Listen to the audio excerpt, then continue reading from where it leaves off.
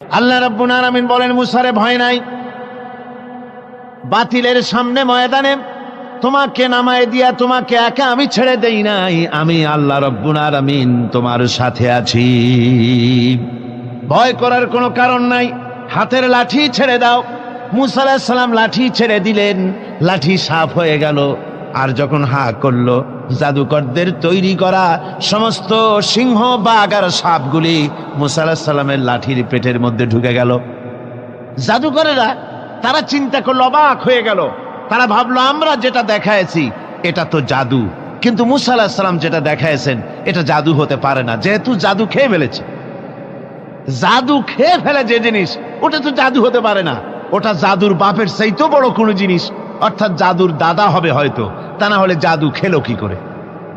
এই যে ওই সময় ছিল জাদুর প্রভাব, সেই জাদুটাকে যে খেয়ে ফেললো, এইটার নাম হচ্ছে মুজিজা। এটার নাম কি?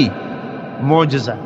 হযরতে দাউদ আলাইহিস সালামের জামানায় সমরাস্ত্র তৈরি একটা প্রভাব ছিল। হযরত দাউদ আলাইহিস সালাম নিজে অস্ত্র তৈরি করতেন।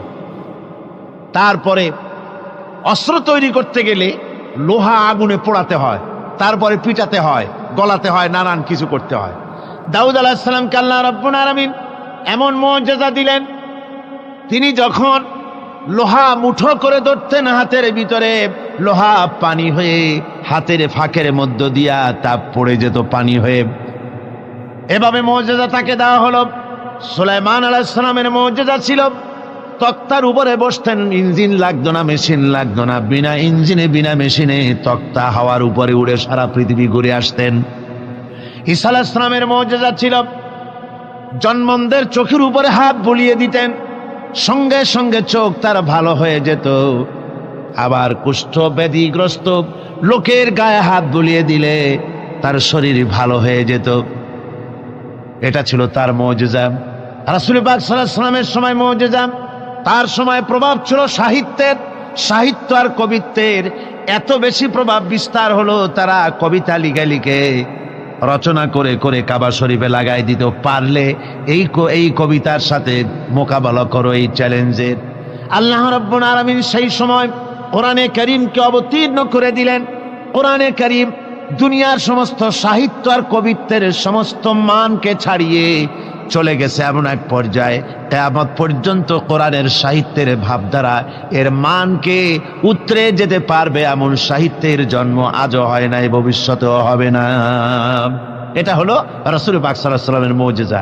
রাসূল সাল্লাল্লাহু আলাইহি ওয়াসাল্লামের 3000 মুজিজার ভিতরে শ্রেষ্ঠ মুজিজা হচ্ছে কোরআন। শ্রেষ্ঠ মুজিজা কি?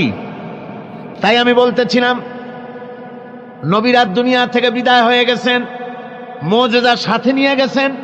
দাউদ আলাইহিস সালাম ইন্তেকাল করলেন, তার মুজিজা লোহা পানি করা মুজিজা কবরে নিয়ে গেছেন।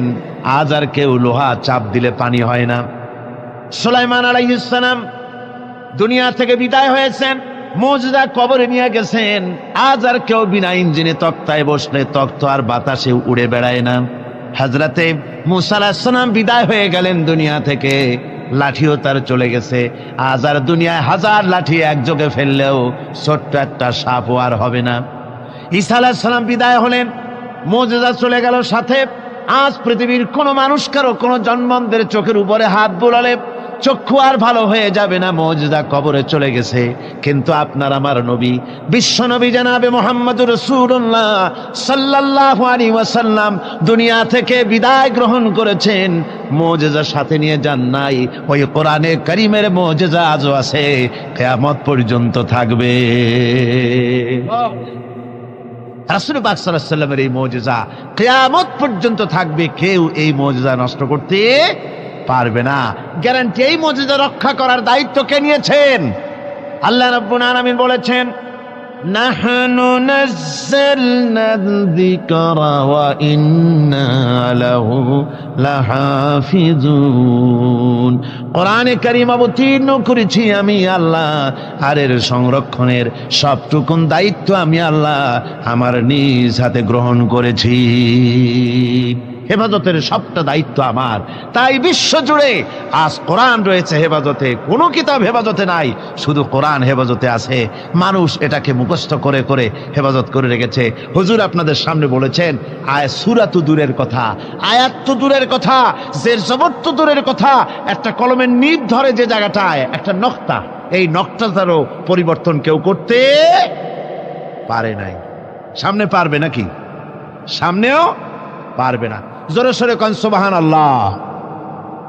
এই কোরআনের ইজ্জত যারা দিবে আল্লাহ তাদের ইজ্জত বাড়ায় দেবে। সুবহানাল্লাহ ভাবদি। কোরআনকে নিয়ে যে আগ বাড়বে, সে যদি জিরো হয় আল্লাহ হিরো বানায় দিবেন। আর কোরআনকে যদি কেউ বেইজ্জত করার চেষ্টা করে, সে যদি হিরো হয় আল্লাহ তাকে দুনিয়া আখিরাতে জিরো বানায় দিবেন। কি বানায় দিবেন? জিরো বানায় দিবেন। সুবহানাল্লাহ বিহামদিহি। সুতরাং কোরআনে কারীম হচ্ছে, কোরআনে কারীম আমাদের কলিজা, আমাদের ঈমান, আমাদের রক্ত, আমাদের ব্রেইন, আমাদের মগজ, আমাদের জীবন, আমাদের বেঁচে থাকা, আমাদের মরে যাওয়া, আমাদের সম্মান, আমাদের স্বাধীনতা, আমাদের সার্বভৌমত্ব, আমাদের সুখ, আমাদের সমৃদ্ধি, সব কিছু কোরআনকে কেন্দ্র করে। সব কি কেন্দ্র করে? কোরআনকে কেন্দ্র করে। কোরআন থাকে তো আমরা থাকবো। অর্থাৎ কোরআন ভিত্তিক জীবন যদি আমরা চালাতে পারি, দুনিয়ায় শান্তি পাবো, আখিরাতেও শান্তি পাবো, কোনো সন্দেহ নাই। সেই জন্য কোরআনে কারীমকে আমাদের বুকে ধারণ করতে হবে। এই কোরআনের কত বড় মর্যাদা হবে জানেন? রাসূল পাক সাল্লাল্লাহু আলাইহি ওয়াসাল্লাম বলেছেন, কোরআন যে ব্যক্তি পড়বে আর ওই অনুযায়ী আমল করবে, কিয়ামতের দিন তার মা বাপের মাথার উপরে সুন্দর দুটি নূরের টুপি পরিয়ে দেওয়া হবে। তা হলো সেই যে ব্যক্তি তার ছেলেকে, সন্তানকে কোরআন পড়িয়েছে আর কোরআন অনুযায়ী আমল করেছে পৃথিবীর বুকে, সেই কারণে রব্বুল আলামিন সন্তুষ্ট হয়ে তার মা বাপের মাথার উপরে এমন দুটো নূরের টুপি পরিধান করায় দেবে, যার উজ্জ্বলতা চন্দ্র সূর্যের আলোকে হার মানায় দেবে। কোরআনে কারীমকে যারা মহব্বত করে পড়তো, দেখেন এমন এক কিতাব যা অধিকাংশ মানুষে বোঝে না। কিন্তু আপনারা বলেন না বুঝে পৃথিবীতে কোন বই পড়ে, এরকমের একটা বইয়ের নাম জানেন আপনারা? কোন বলতে পারবেন? পারবেন না। কোরআন এমন কিতাব যা মানুষ বুঝেও পড়ে, না বুঝেও পড়ে, দিনেও পড়ে, রাতেও পড়ে, সকালেও পড়ে, সন্ধ্যায় পড়ে, আবার গভীর রাত্রে তাহাজ্জুদের নামাজ আদায় করে কোরআনে কারীম তেলাওয়াত করতে থাকে, আর চোখ থেকে দরদর করে পানি পড়তে থাকে। হাদিস শরীফে রাসূলুল্লাহ বলেছেন, কিয়ামতের দিন কোরআনের তেলাওয়াতকারীকে আল্লাহ রাব্বুল আলামিন বলবেন, ও আমার বান্দা, তুমি দুনিয়ার বুকে কোরআনে কারীমকে যেমন থেমে থেমে তেলাওয়াত করতে, ওইভাবে করে তেলাওয়াত করতে থাকো আর জান্নাতের উপরে উঠতে থাকো। কোরআনে কারীম থেমে থেমে তুমি যেভাবে দুনিয়ায় পড়তে, ওইভাবে আয়াতে আয়াতে থেমে থেমে পড়ো আর উঠতে থাকো বেহেশতের মধ্যে। তোমার তেলাওয়াত যেখানে গিয়ে শেষ হবে, বেহেশতে ওইটাই হবে তোমার অবস্থান স্থল। সুবহানাল্লাহ ওয়া বিহামদিহি। আল্লাহ যেন আমাদেরকে আহলে কোরআন বানায় দেন। সবাই বলি আমিন। জোরে বলেন আমিন। আল্লাহ যেন আমাদেরকে কোরআনের সহি করে কোরআন তেলাওয়াত করার তৌফিক দান করেন। সবাই বলুন আমিন। কোরআন যেন বুঝতে পারি, কোরআন অনুযায়ী যেন আমল করতে পারি, এ তৌফিক যেন আল্লাহ আমাদের দেন। আমরা সবাই বলি আমিন। আমার ভাইয়েরা, কোরআনে কারীমের উপরে আমি দীর্ঘ কোনো ভূমিকা না দিয়ে এখন যেখান থেকে আলোচনা করতে চাই, চলুন সেখানে আমরা চলে যাই। কোরআন থেকে সরাসরি আমরা আলোচনা করতে চেষ্টা করি। কোরআন এসেছে আমাদের ভাগ্য চমকায় দিতে। কোরআন আমাদেরকে এজন্য আসে নাই যে কোরআন আমাদের জন্য কোনো মুসিবত নিয়ে এসেছে, কোরআন আমাদের জন্য শুধুমাত্র তাবিজ নিয়ে এসেছে, কোরআন আমাদের জন্য ঝাড়ফুঁক নিয়ে এসেছে, তা নয়। কিন্তু বন্ধু, কোরআন এসেছে আমাদের জীবনের সব কথা নিয়ে। এর মধ্যে কিছু বাদ দেওয়া হয় নাই। পিঁপড়ার মতো একটা ছোট্ট তুচ্ছ প্রাণীকেও বাদ দেওয়া হয় নাই, হাতির মতো বিরাট জন্তুকেও বাদ দেওয়া হয়নি। সব কোরআনে কারীমের মধ্যে বলা হয়েছে। এর ভিতরে এটা রাজনীতির বই নয়, কিন্তু রাজনীতির মূলনীতি আছে। রাজনীতির কি আছে? মূলনীতি আছে। এটা অর্থনীতির কিতাব নয়, কিন্তু অর্থনীতির মূলনীতি এর মধ্যে রয়েছে। এটা সমাজনীতির কিতাব নয়, কিন্তু সমাজনীতির মূলনীতি এখানে আছে। এটা দর্শনের কিতাব নয়, কিন্তু এর মধ্যে দর্শনের মূলনীতি রয়েছে। এটা বিজ্ঞানের কোনো বই নয়, কিন্তু বিজ্ঞানের মূলনীতি, তথ্য, থিওরি এর মধ্যে রয়ে গেছে। আপনি জিওলজি বলেন, জুলজি বলেন, থিওলজি বলেন, ফিলসফি বলেন, মেডিকেল বলেন, সার্জারি বলেন, যে কোনো ডিপার্টমেন্ট বলুন, সব এর মধ্যে আছে। এর মধ্যে নাই পৃথিবীতে মানুষের দরকার অথচ কোরআনে নাই এমন কোনো বিষয় নাই। সব বিষয়ের মূলনীতি হচ্ছে কোরআনে কারীম, সুবহানাল্লাহ ওয়া বিহামদিহি। এখানে সব আছে। এই কোরআনের জ্ঞান যার কাছে নাই সে সব থেকে মাহরুম। সব থেকে কি? আল্লাহর নবী বলেন, ইন্নাল্লাযী লাইসা ফি জাওফিহি শাইয়্যুম মিনাল কুরআনি কাল বাইতিল খারিব।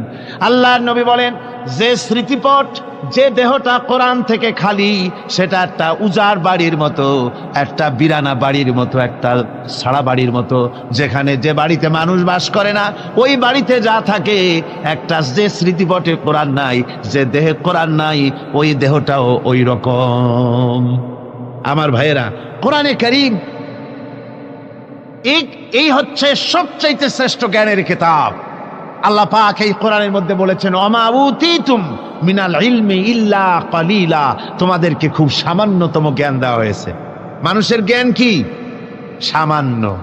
আচ্ছা, সেই সামান্য জ্ঞানের একটু পরিচয় আমি দেই। মানুষের জ্ঞান তো সামান্য, সেই সামান্য জ্ঞানের একটু পরিচয় দিয়েই তাফসীর শুরু হবে ইনশাআল্লাহ। সামান্য জ্ঞান, মানুষের সামান্য জ্ঞান কত? সামান্য জ্ঞানটা হচ্ছে, আমরা আগে পায়ে হাঁটতাম, দ্রুত যাওয়ার জন্য গরুর গাড়ি আবিষ্কার করলাম, গরুর গাড়ি শেষ হলো, তারপরে আমরা সাইকেল নিলাম, রিক্সা নিলাম, টেম্পু নিলাম, কার নিলাম, বাস নিলাম, ট্রেন নিলাম, এরপরে প্লেন আবিষ্কার হলো, রকেট আবিষ্কার হলো। সারা পৃথিবী ঘন্টার ভিতরে সারা দুনিয়া ঘুরে আসার মতো যান আমরা তৈরি করে ফেললাম। সমুদ্রের ভিতরে আপনার 3 মাস সাঁতরায়, আমরা বুঝি সমুদ্রের মধ্যে সাঁতরাইতে পারবো না, সেজন্য আমরা সাবমেরিন আবিষ্কার করলাম। আমরা পাখির সাথে পাল্লা দিয়ে প্লেন আবিষ্কার করলাম। আমরা চিতাবাঘের সাথে পাল্লা দিয়ে আমরা ট্রেন আবিষ্কার করলাম। চিতাবাঘ আর কি দৌড়াইতে পারে? তার থেকে আমার কার, আমার গাড়ি, আমার ট্রেন এখন অনেক বেশি চলে। অবশ্য বাংলাদেশি ট্রেন না, বাংলাদেশি ট্রেন তো ঘন্টায় বোধহয় কত 7 মাইল না 10 মাইল চলে। জাপান যে ট্রেন আবিষ্কার করেছে 300-350 মাইল স্পিডে সেটা চলে, প্লেনের সমান, প্রায় প্লেনের সমান। এইটা বুলেট ট্রেন তার নাম দেওয়া হয়েছে, জনমের মতো চলে। কথা বুঝতে পেরেছেন? এরকম চললো। তারপরে এই পৃথিবীর মানুষের জ্ঞান, সামান্য জ্ঞান, দেখেন সামান্য জ্ঞান কদ্দূর। সামান্য জ্ঞানে রাশিয়া, আমেরিকা, ব্রিটেন, ফ্রান্স, ওরা স্যাটেলাইট ছেড়ে দিয়েছে মহাকাশে। স্যাটেলাইট মহাকাশে ঘুরতেছে, কোনো ড্রাইভার নাই, কোনো ক্যাপ্টেন নাই, ঘুরতেছে মহাশূন্যের উপরে, পৃথিবীর মাটি থেকে 300-400 মাইল উপরে ঘুরতেছে। তারা দুনিয়ার খবর সংগ্রহ করছে, দেশে দেশে তা প্রেরণ করতেছে। সবকিছু তারা এই স্যাটেলাইটের মাধ্যমে করছে। বছরের পর বছর ধরে স্যাটেলাইট ঘুরছে। ওইখানে পৃথিবীর মাটি থেকে 400 মাইল উপরে স্যাটেলাইটের ভেতরে যদি কোনো যান্ত্রিক গোলযোগ হয়, ওয়াশিংটনে বসে কম্পিউটারে মনিটরিং করে 400 মাইল দূরের মেশিন ভালো করে দিচ্ছে। এই হলো সামান্য জ্ঞান। কথা বুঝতে পেরেছেন? এই হলো সামান্য জ্ঞান। এই যদি সামান্য জ্ঞান হয়, তাহলে আল্লাহ সুবহানাহু ওয়া তাআলার কত বড় জ্ঞান। সুবহানাল্লাহ পড়েন। আমার বন্ধুগণ, আটলান্টিক মহাসাগরের ভেতরে যদি একটা পাখি তার ঠোঁটটা ডুবায় দিয়ে ঠোঁটটা উঠায়, আপনারা বলেন সাগরের, আটলান্টিক মহাসাগরের পানি কমবে কতখানিক? জি, 1 ফোঁটাও কমবে না। কদ্দুর আর পানি আসবে তার ঠোঁটে? তাম পৃথিবীর সমস্ত মানুষ, আদম আলাইহিস সালাম থেকে নিয়ে এই পর্যন্ত, এখান থেকে নিয়ে কিয়ামত পর্যন্ত তাম পৃথিবীর সমস্ত মানুষের সব জ্ঞান যদি এক জায়গায় করা যায়, তাহলে আটলান্টিক মহাসাগর থেকে পাখি যতটুকু পানি তুলতে পেরেছে ঠোঁটে করে, আল্লাহর অনন্ত অসীম জ্ঞানের সমুদ্র থেকে মানুষ অতটুকু জ্ঞানের যোগ্য হতে পারে নাই। ওই অসীম জ্ঞানের মালিক হচ্ছেন আমার আল্লাহ সুবহানাহু ওয়া তাআলা। তার কাছ থেকে এসেছে কোরআন। এই কোরআন হচ্ছে আসল জ্ঞান। এজন্য ডক্টর মরহুম শহীদুল্লাহ তিনি বলতেন, যখন তিনি মানুষের সাথে, শিক্ষিত লোকদের সাথে যখন বসতেন, বলতেন যে তোমরা ডিগ্রি অনেক অর্জন করেছো, বিদেশ থেকে অনেক ডিগ্রি নিয়ে এসছো, কিন্তু শুনে রাখো তোমরা পণ্ডিত ঠিকই, কিন্তু কোরআনের জ্ঞান যদি না থাকে, কোরআনের ইলম যদি তোমাদের না থাকে, তাহলে তোমরা হচ্ছ পণ্ডিত ঠিকই, তবে তোমরা মূর্খ পণ্ডিত। কি পণ্ডিত? মূর্খ পণ্ডিত। কোরআনের জ্ঞান নাই তো জিরো, কিচ্ছু নাই। আসল জ্ঞান হচ্ছে কিসের জ্ঞান? কোরআনের জ্ঞান। আসুন কোরআন থেকে আমাদের হেদায়েত, আল্লাহ পাক আমাদের কি দিচ্ছেন, কোরআন থেকে তা নিতে চেষ্টা করি। সবাই আমার সাথে যথারীতি শয়তানের ওয়াসওয়াসা থেকে পানাহ নেওয়ার জন্য আসুন আমরা আল্লাহর কাছে পানাহ চেয়ে নিই আগে। তার কারণ হচ্ছে শয়তান ওয়াসওয়াসা দিয়ে আপনাকে অন্যমনস্ক করে দিতে পারে। আর এই শয়তান থেকে পানাহ দিতে পারে কেবলমাত্র আল্লাহ রাব্বুল আলামিন। কে পানাহ দিতে পারে? আল্লাহ তাআলা। আমরা যদি এই মাহফিলের চতুর্দিকে পুলিশ, বিডিআর, আর্মি সব যদি বন্দুক নিয়ে খাড়া করে রাখি, যে আপনারা দেখবেন শয়তান যেন মোটে না ঢুকতে পারে, কি বলেন? ঠেকাইতে পারবে বন্দুক দিয়ে? পারবে না। শয়তান থেকে কেবলমাত্র পানাহ দিতে পারে কে? আস-সাফ সূরাটি মদিনা মুনাওয়ারায় অর্থাৎ রাসূল পাক সাল্লাল্লাহু আলাইহি ওয়াসাল্লামের মদনী জিন্দেগিতে সূরাটি অবতীর্ণ হয়েছে। আল্লাহ রাব্বুল আলামিন ঘোষণা করছেন, আকাশ এবং জমিনের মধ্যে যা কিছু আছে সব তাসবিহ পড়ছে, তাসবিহ করছে আল্লাহ পাকের। তিনি সর্বজয়ী এবং মহাবিজ্ঞানী। হে বিশ্বাসীরা, তোমরা যারা ঈমান এনেছো শোনো, তোমরা সে কথা কেন বলো যা তোমরা করো না। আল্লাহর কাছে ক্রোধ উদ্রেককারী, সব থেকে বেশি আল্লাহর কাছে ক্রোধ উদ্রেককারী ব্যাপার হচ্ছে যে তোমরা যা বলো তা তোমরা করো না। আসলে আল্লাহর কাছে প্রিয়পাত্র তো তারা যারা নাকি আল্লাহ রাস্তায় লড়াই করে সারিবদ্ধভাবে ইস্পাত দৃঢ় লৌহ প্রাচীরের মতো হয়ে। স্মরণ করো মূসা আলাইহিস সালামের কথা, যখন তিনি তার কওমকে বলেছিলেন, হে আমার জাতি, কেন তোমরা আমাকে উৎপীড়িত করছো, অথচ তোমরা ভালো করেই জানো যে আমি আল্লাহর পক্ষ থেকে রাসূল হয়ে এসেছি। পরে আল্লাহ রাব্বুল আলামিন পরে তারা যখন বক্রতার পথ অবলম্বন করলো, আল্লাহ রাব্বুল আলামিন তাদের দিলকেও বক্র করে দিলেন। আর আল্লাহ ফাসিকদেরকে কখনো হেদায়েতের রাস্তা দেখান না। এ হলো আয়াতগুলির শাব্দিক তর্জমা। সূরাটি রাসূল পাক সাল্লাল্লাহু আলাইহি ওয়াসাল্লামের মদনী জিন্দেগিতে অবতীর্ণ হয়েছে।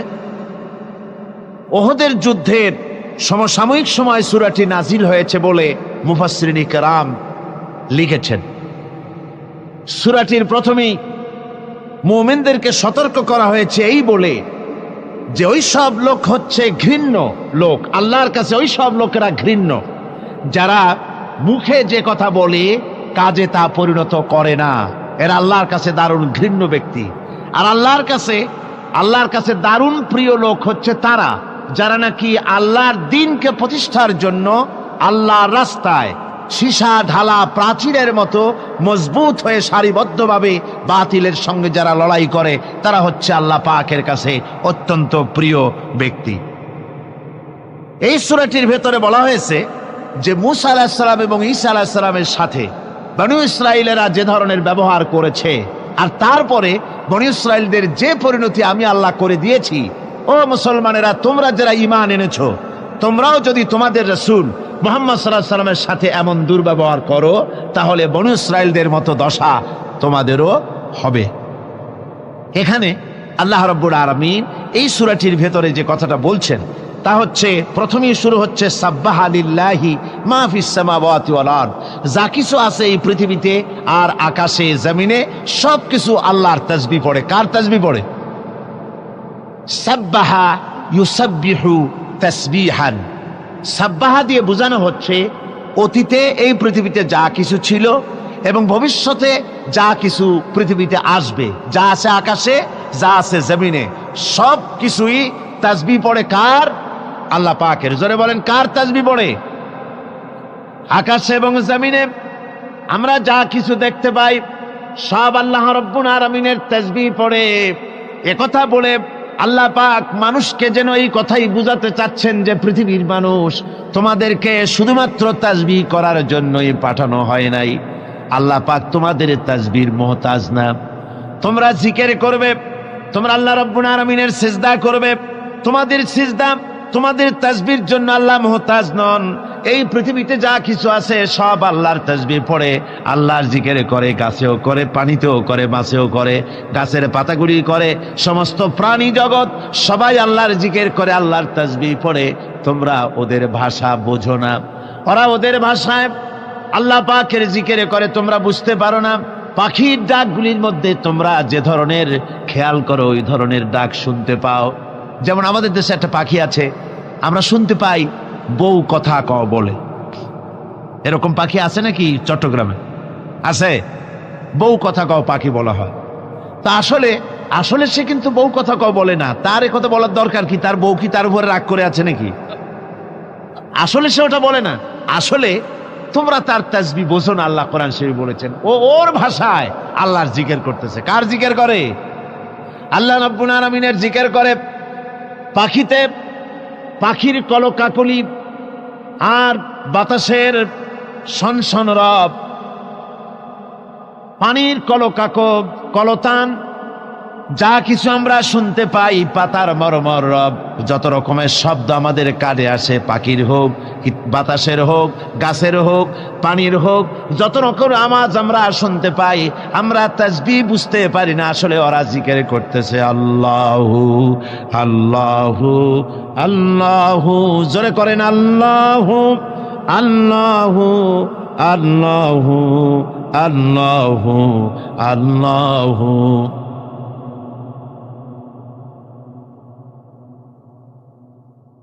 আল্লাহু আল্লাহু আল্লাহু আল্লাহু আল্লাহু আল্লাহু। যা সেই পৃথিবীতে আকাশে জমিনে সব আমার তাসবিহ পড়ছে, আমার জিকির করছে। ওহু আল আজিজুল হাকিম। আর আল্লাহ হচ্ছেন সর্বজয়ী। তিনি এমন যে তার হুকুম না মেনে তিনি হচ্ছেন অপ্রতিরোধ্য শক্তি। তার শক্তির মোকাবেলা কারো করার কোনো ক্ষমতা নাই। অপ্রতিরোধ্য ক্ষমতা তার, প্রচন্ড ক্ষমতার মালিক তিনি। আর হাকিম সুবিজ্ঞানী, মহাবিজ্ঞানী, সুবিজ্ঞ, মহাবিজ্ঞ। তার অর্থ হচ্ছে আজিজ, আজিজ এবং হাকিম। আজিজ হচ্ছে অপ্রতিরোধ্য সর্বজয়ী ক্ষমতা। তো এই ক্ষমতার সাথে হাকিম শব্দ আল্লাহ জুড়ে দিয়েছেন, অর্থাৎ একথা বোঝার জন্য সুযোগ না থাকে যে তিনি অপ্রতিরোধ্য ক্ষমতাসীন হয়ে তিনি বোধহয় মানুষের উপরে জুলুম করেন। আল্লাহ পাক বলেছেন আমাল্লাহু বিযাল্লামিল লিল আবিদ, আমি বান্দার উপরে, আল্লাহ পাক বান্দার উপরে জুলুম করেন না। হাকিম, তিনি মহাবিজ্ঞানী। তার যা কিছু কাজ সব কিছুর মধ্যে রয়েছে এক বিচক্ষণতার দাবি। এরপরে আল্লাহ রাব্বুল আলামিন বলছেন ইয়া আইয়ুহাল্লাযীনা আমানু লিমা তাকুলুনা মা লা তাফআলুন। হে বিশ্বাসীরা, সেই কাজ কেন করো, সেই কথা কেন বলো তোমরা যে কাজ তোমরা করো না। কথার সাথে কাজের যাদের মিল নাই তাদেরকে কোরআনের পরিভাষায় কি বলা হয়েছে বলুন তো? কি বলা হয়েছে? মুনাফিক। জোরে বলেন, কি বলা হয়েছে? মুনাফিক বলা হয়েছে। অর্থাৎ ইসলাম, এখানে এই কথাটা, এই আয়াতটি খুবই গুরুত্বপূর্ণ।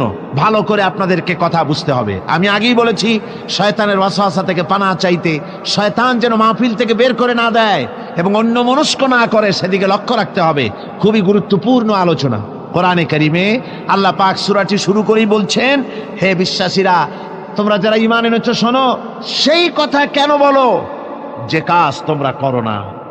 আর আল্লাহর কাছে দারুণ বিরক্তিকর, ক্রোধ উদ্দীপক সেই কাজ যে তোমরা যা বলো তা তোমরা করো না। এতে আল্লাহ পাক দারুণ অসন্তুষ্ট হন। অর্থাৎ ইসলাম মানুষের কাছে দাবি করে পরিপূর্ণ আনুগত্যের। মুসলমানদের কাছে ইসলামের দাবি কি? আনুগত্য। বলুন তো কি দাবি?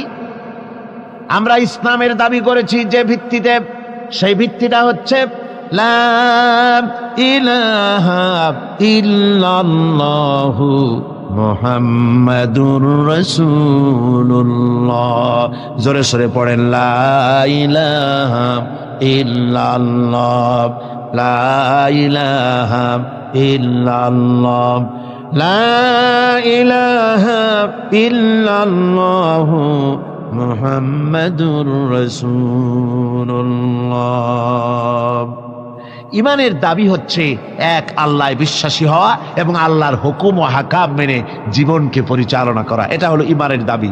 ইমানের দাবি এই নয় যে কলেমা পড়ে নামাজ রোজা করে হজ যাকাত করে চুপ করে বসে থাকবেন না। ইমানের দাবি হচ্ছে জীবনের সব ক্ষেত্রে হুকুম মানতে হবে। কার? জোরে কন্ত। শীতে আপনাদের গলা কি আড়ষ্ট হয়ে এসছে? তাহলে জোরে সরে বলেন, জীবনের সব ক্ষেত্রে আনুগত্য হবে কার? আল্লাহ সুবহানাহু ওয়া তাআলার আনুগত্য করতে হবে। এটা হলো ঈমানের দাবি। আল্লাহ এবং রাসূলের আনুগত্য করতে হবে জীবনের সকল ক্ষেত্রে। এই আনুগত্যশীল জনগোষ্ঠী যদি তৈরি হয়, তারাই ইসলাম প্রতিষ্ঠিত করতে পারবে জমিনের উপরে। দেখুন, সেনাবাহিনী যদি কমান্ডারের অর্ডার না মানে, কথা বুঝতে পেরেছেন? পুলিশ, মিডিয়া, সেনাবাহিনী নিশ্চয়ই তাদের কমান্ডার আছে না? কমান্ডার আছে। কমান্ডারের হুকুম যদি তারা না মানে, কমান্ডারের অর্ডার যদি ফলো না করে, নিজেদের ইচ্ছে মতো যদি কাজ করতে থাকে, এমন সেনাবাহিনী দিয়ে দেশ রক্ষা সম্ভব? জোরে বলেন, সম্ভব? মোটেই সম্ভব নয়। কমান্ডারের কমান্ড মানে না, সিপা সালারের অর্ডার মানে না, এমন বাহিনী দিয়ে দেশের কোনো উন্নতি হওয়া সম্ভব নয়। দেশ ধ্বংসের পথে অগ্রসর হবে।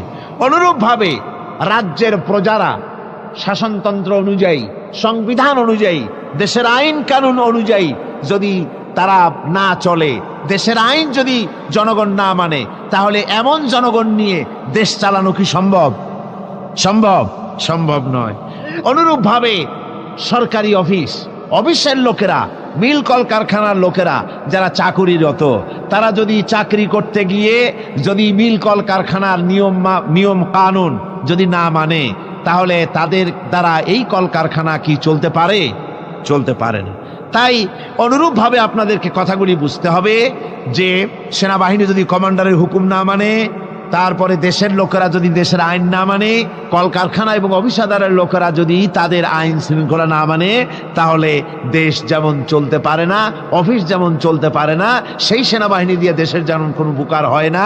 অনুরূপভাবে যে মুসলমানেরা দাবি করে যে আমরা এক আল্লাহ বিশ্বাস করেছি, অথচ আল্লাহ এবং তার রাসূলের হুকুম অনুযায়ী জীবনকে পরিচালনা করে না, এমন মুসলমানদের দিয়ে আল্লাহর দ্বীন প্রতিষ্ঠা হতে পারে না, কখনোই পারেন। সুতরাং ইমানের দাবি হলো আনুগত্য হবে সবটা কার? আল্লাহ রাব্বুল আলামিনের পরিপূর্ণ আনুগত্য হতে হবে আল্লাহ পাকের। দেখুন, মুনাফিক হচ্ছে কাফেরের চাইতেও নিকৃষ্ট। মুনাফিক কিসের চাইতে নিকৃষ্ট? কাফেরদের নামে সূরা নাজিল হয়েছে খুব বড় একটা, নাকি? কাফেরের নামে সূরা কতটুকু? একেবারে ছোট্ট একটা সূরা। আর মুনাফিকদের নামে একেবারে 2 রুকুর মোটামুটি একটা বড় সূরা নাজিল হয়েছে। তাহলে এর দ্বারা কি বোঝা যায়? কাফেরের চাইতে মুনাফিক ক্ষতিকর এবং নিকৃষ্ট। ইসলামের সবচাইতে বেশি ক্ষতি করেছে কারা? মুনাফিকেরা। কারা করেছে? সেনবার উপায় নাই। মুনাফিক মুমিনের মতোই মাথায় টুপি দেয়, মুনাফিক মুমিনের মতোই মুখে দাড়ি রাখে, মুনাফিক মুমিনের মতোই মসজিদে যায়, মুনাফিক মুমিনের মতোই কালেমার দাবি করে, মুসলমানের দাবি করে। বলে কি আমরা কি মুসলমান না? এত বড় বড় কথা কন আপনারা, আমরা বুঝি মুসলমান না? এইভাবে তারা দাবি করে। আর এইভাবে মুসলমানদের ভেতরে থেকে ইসলামের সবচাইতে বেশি ক্ষতি করেছে মুনাফিক। এখন আসুন, মুনাফিকদের পরিচয় আমাদের জানা দরকার। কোরআনে কারীম এবং হাদিস, কোরআন এবং হাদিসে মুনাফিকদের পরিচয় তুলে ধরা হয়েছে। এই নিফাক থেকে যেন আমরা বাঁচতে পারি, সেই জন্য কোরআনে কারীমের বিভিন্ন আয়াত থেকে এবং হাদিস থেকে আমি আপনাদের সামনে মুনাফিকদের চরিত্র সম্পর্কে তুলে ধরবো। ফায়দা কি? ফায়দাই হবে ওই সব চরিত্র যদি আমাদের মাঝে থাকে, তাহলে আমরা এর থেকে মুক্ত হতে পারবো। 1 নম্বর ফায়দা।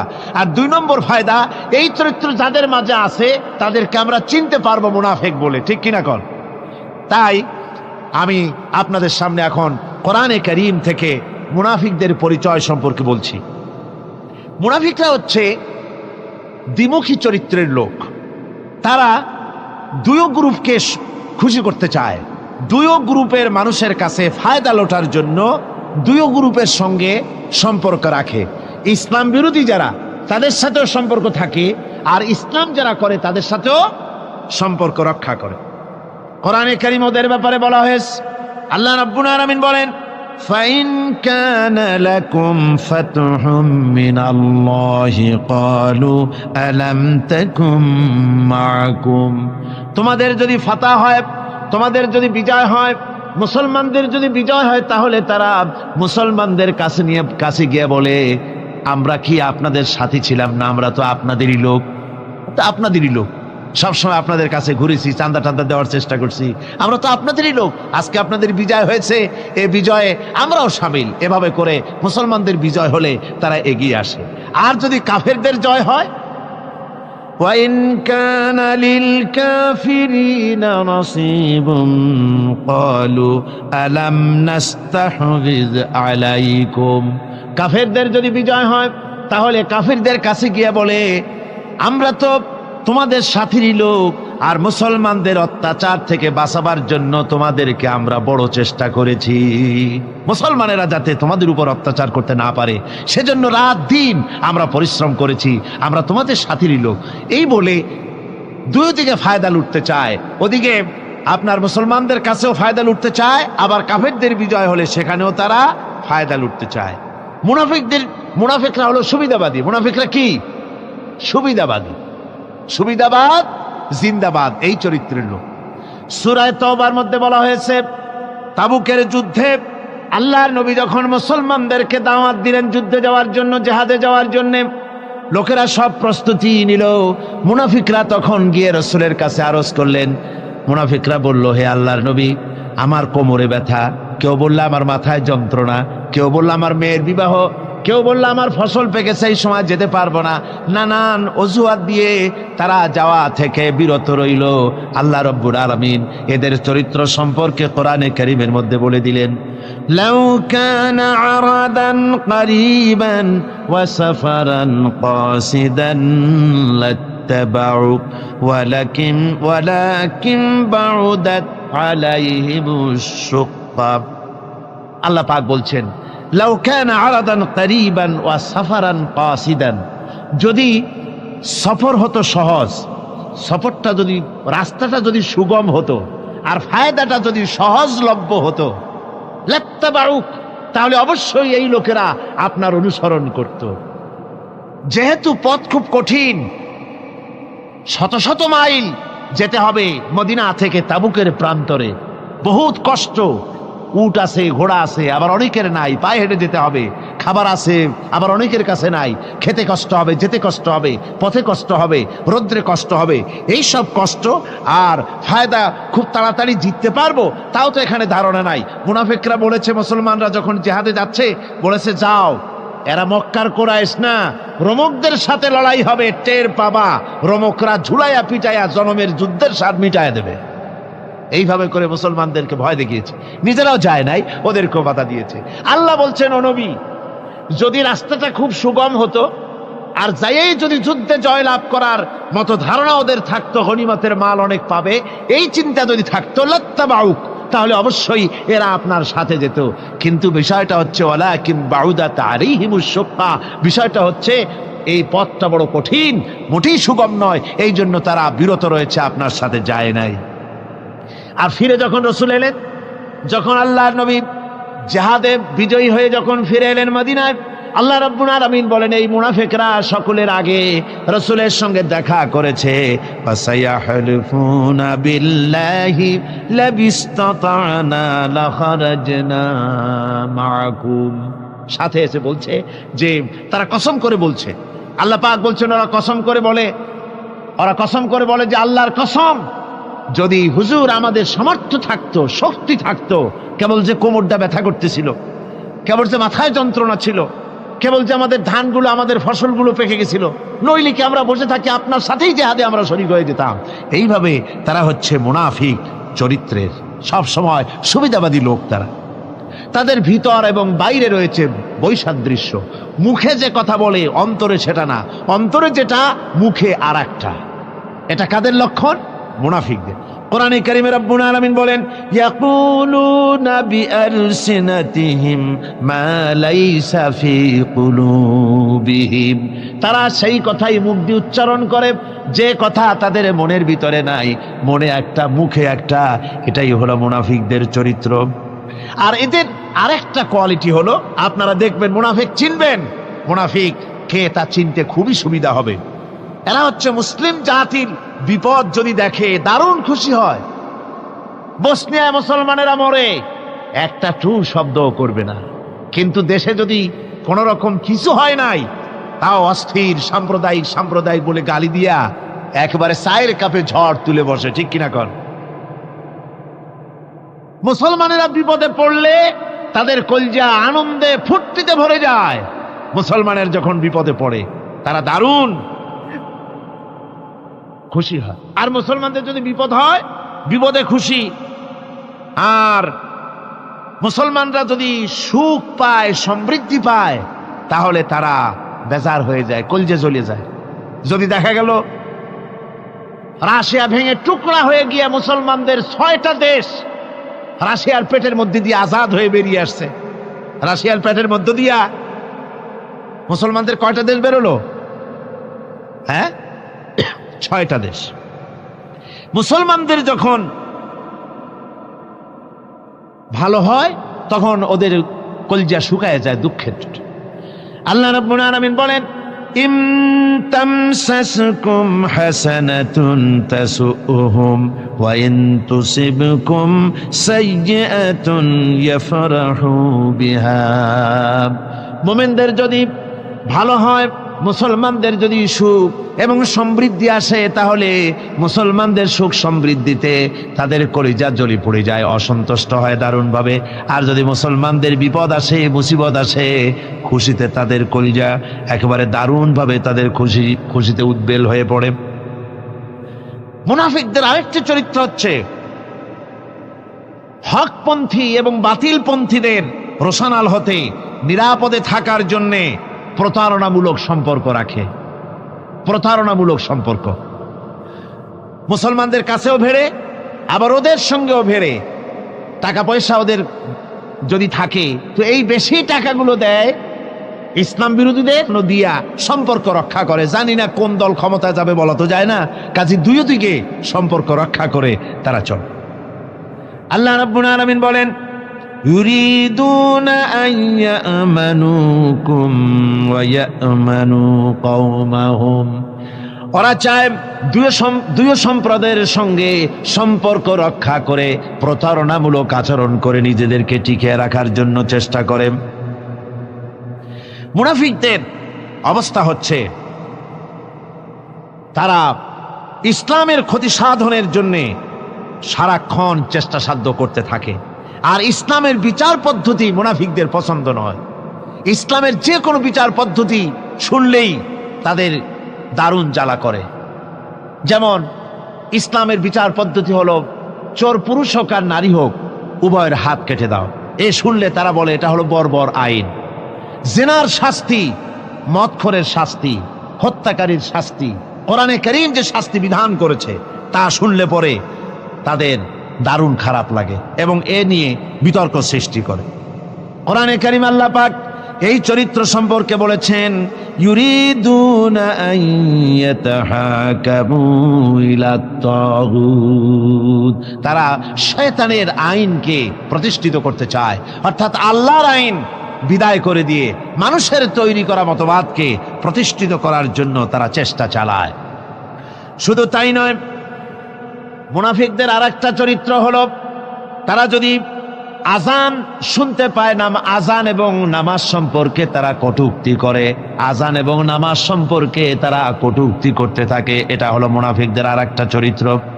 আল্লাহ রাব্বুল আলামিন বলেন, ওয়াইদা নাদাইতুম ইলাস সালাতি ইত্তাখাযুহা হুজওয়ান ওয়া লাইবান।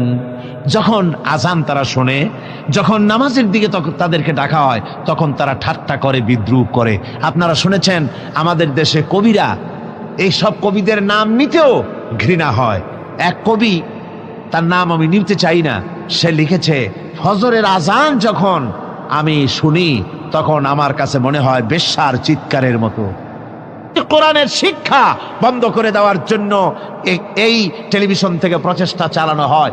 কদিন আগে এই টেলিভিশনের মধ্যে একটি নাটক প্রচারিত হচ্ছিল। সেই নাটকটার বিরুদ্ধে আমরা কথা বলেছি তাফসিরুল কোরআন মাহফিল, ঢাকা মতিঝিল ময়দানে।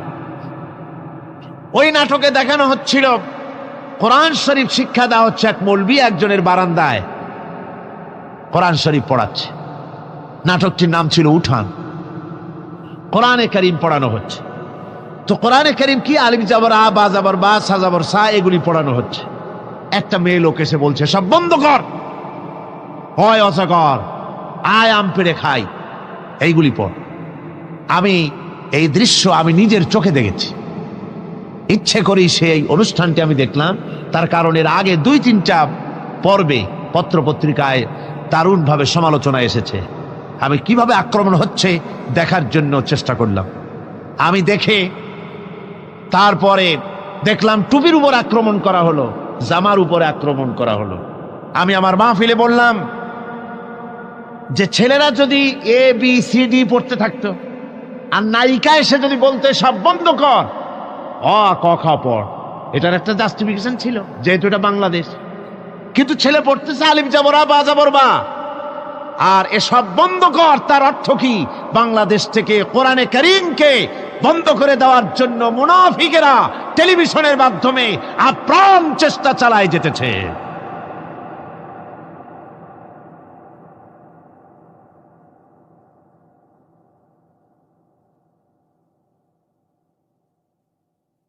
আমরা সেইখানে আমরা দাবি করলাম গভর্নমেন্টের কাছে, সেদিন যারা SBI, BNSI, DFI যারা আসছিলেন, আমি সকলের কাছে বললাম যে আল্লাহর কাছে আপনারা দায়ী হয়ে যাবেন যদি আপনারা আমাদের এই বক্তব্য সরকারের কানে না পৌঁছান। কোরআনে কারীম বন্ধ করার ষড়যন্ত্র, মুসলমানদেরকে গাল দেওয়া, আর মুসলমানদের উপরে কলকাতার প্রভুত্ব প্রতিষ্ঠার জন্য এই নাটক লেখা হয়েছে। এটা যদি বন্ধ করা না হয় মুসলমানেরা টিভি ভবন ঘেরাও করবে। সরকারের কানে সম্ভবত কথা গিয়েছে, তারপরে 2 দিন পরে এই নাটক প্রচার টিভিতে বন্ধ করা হয়েছে। কিন্তু আজকের পত্রিকা আবার দেখলাম এটাকে পুনঃ প্রচার করার জন্য বামপন্থীরা উঠে পড়ে লেগেছে। এই হলো মুনাফিকদের কাজ। গভর্নমেন্ট যদি তথ্য মন্ত্রণালয় যদি এই নাটককে আবার পারমিশন দেয়, তাহলে আমরা বুঝতে বাধ্য হব সরকারকে মুনাফিকি রোগে পেয়েছে। কোরআনে কারীমের কথা অনুযায়ী আমরা বুঝতে পারবো সরকারকে কোন রোগে পাইছে, মুনাফিকি রোগে পেয়েছে। তার কারণ হচ্ছে মুনাফিকরা সব সময় চায় আল্লাহর দ্বীন যাতে দুনিয়া থেকে মিটে যায়, সেজন্য নাটকের মাধ্যমে, গানের মাধ্যমে, প্রচারের মাধ্যমে, পত্রিকার মাধ্যমে অহরহ ইসলামের বিরুদ্ধে সমালোচনা করা, এটাই হলো তাদের কাজ। টুপির বিরুদ্ধে, জামার বিরুদ্ধে, নামাজের বিরুদ্ধে, মসজিদের বিরুদ্ধে তারা এরকম করতে থাকে। পাপের কাজ যদি দেখে তড়িৎ গতিতে ওরা ঝাঁপিয়ে পড়ে। কোরআনে কারীমে রব্বুল আলামিন বলেন, وَتَرَى كَثِيرًا مِّنْهُمْ يُسَارِعُونَ فِي الْإِثْمِ وَالْعُدْوَانِ। মুনাফিকদের চরিত্র এটাও যে তারা যখনই সুযোগ পায় তখনই খারাপ কাজের দিকে, মন্দ কাজের দিকে ঝাঁপায় পড়ে এবং মানুষদেরকে মন্দের দিকে, গুনাহের দিকে, জুলুমের দিকে, অত্যাচারের দিকে তড়িৎ গতিতে তারা ঝাঁপায় পড়ে। এটা হলো তাদের কাজ। মুনাফিকদের আরেকটা চরিত্র হচ্ছে তারা যদি নামাজ পড়তে দাঁড়ায়, নামাজ তারা পড়ে মানুষকে দেখাবার জন্য, আল্লাহকে খুশি করার জন্য মুনাফিকরা নামাজ পড়ে না। কোরআনে কারীমে বলা হচ্ছে, ওয়াইদা কামু ইলাস সালাতি কামু কুসালা ইউরাউনান নাস। মুনাফিকদের চরিত্র হচ্ছে তারা নামাজে যায় না, যদি যায় তাহলে নামাজের মধ্যে দাঁড়ায় কাহিনী এবং চুস্তি অবস্থায়, নামাজের মধ্যে দাঁড়ায় এদিক ওদিক তাকায়, টুপিটা ঠিক করে, জামাটায় টান দেয়, বগলে চুলকায়, তারপরে নামাজের মধ্যে ইমামকে সতর্ক করে। ইমাম যদি তাশাহুদ পড়তে দেরি করে, ওর নিজের পড়া আগে হয়ে গেছে, ইমাম একটু দেরি করতেছে, তো পিছন থেকে সিগন্যাল মারে।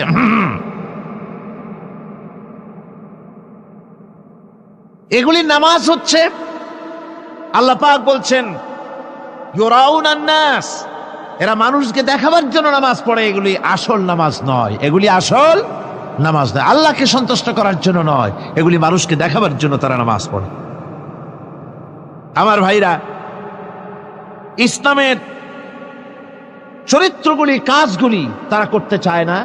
সব সময়ের জন্য ইসলামের সঙ্গে বিরোধিতা করা এবং ইসলামের অপব্যাখ্যা করা, এগুলি হচ্ছে এই মুনাফিকদের চরিত্র, মুনাফিকদের কাজ।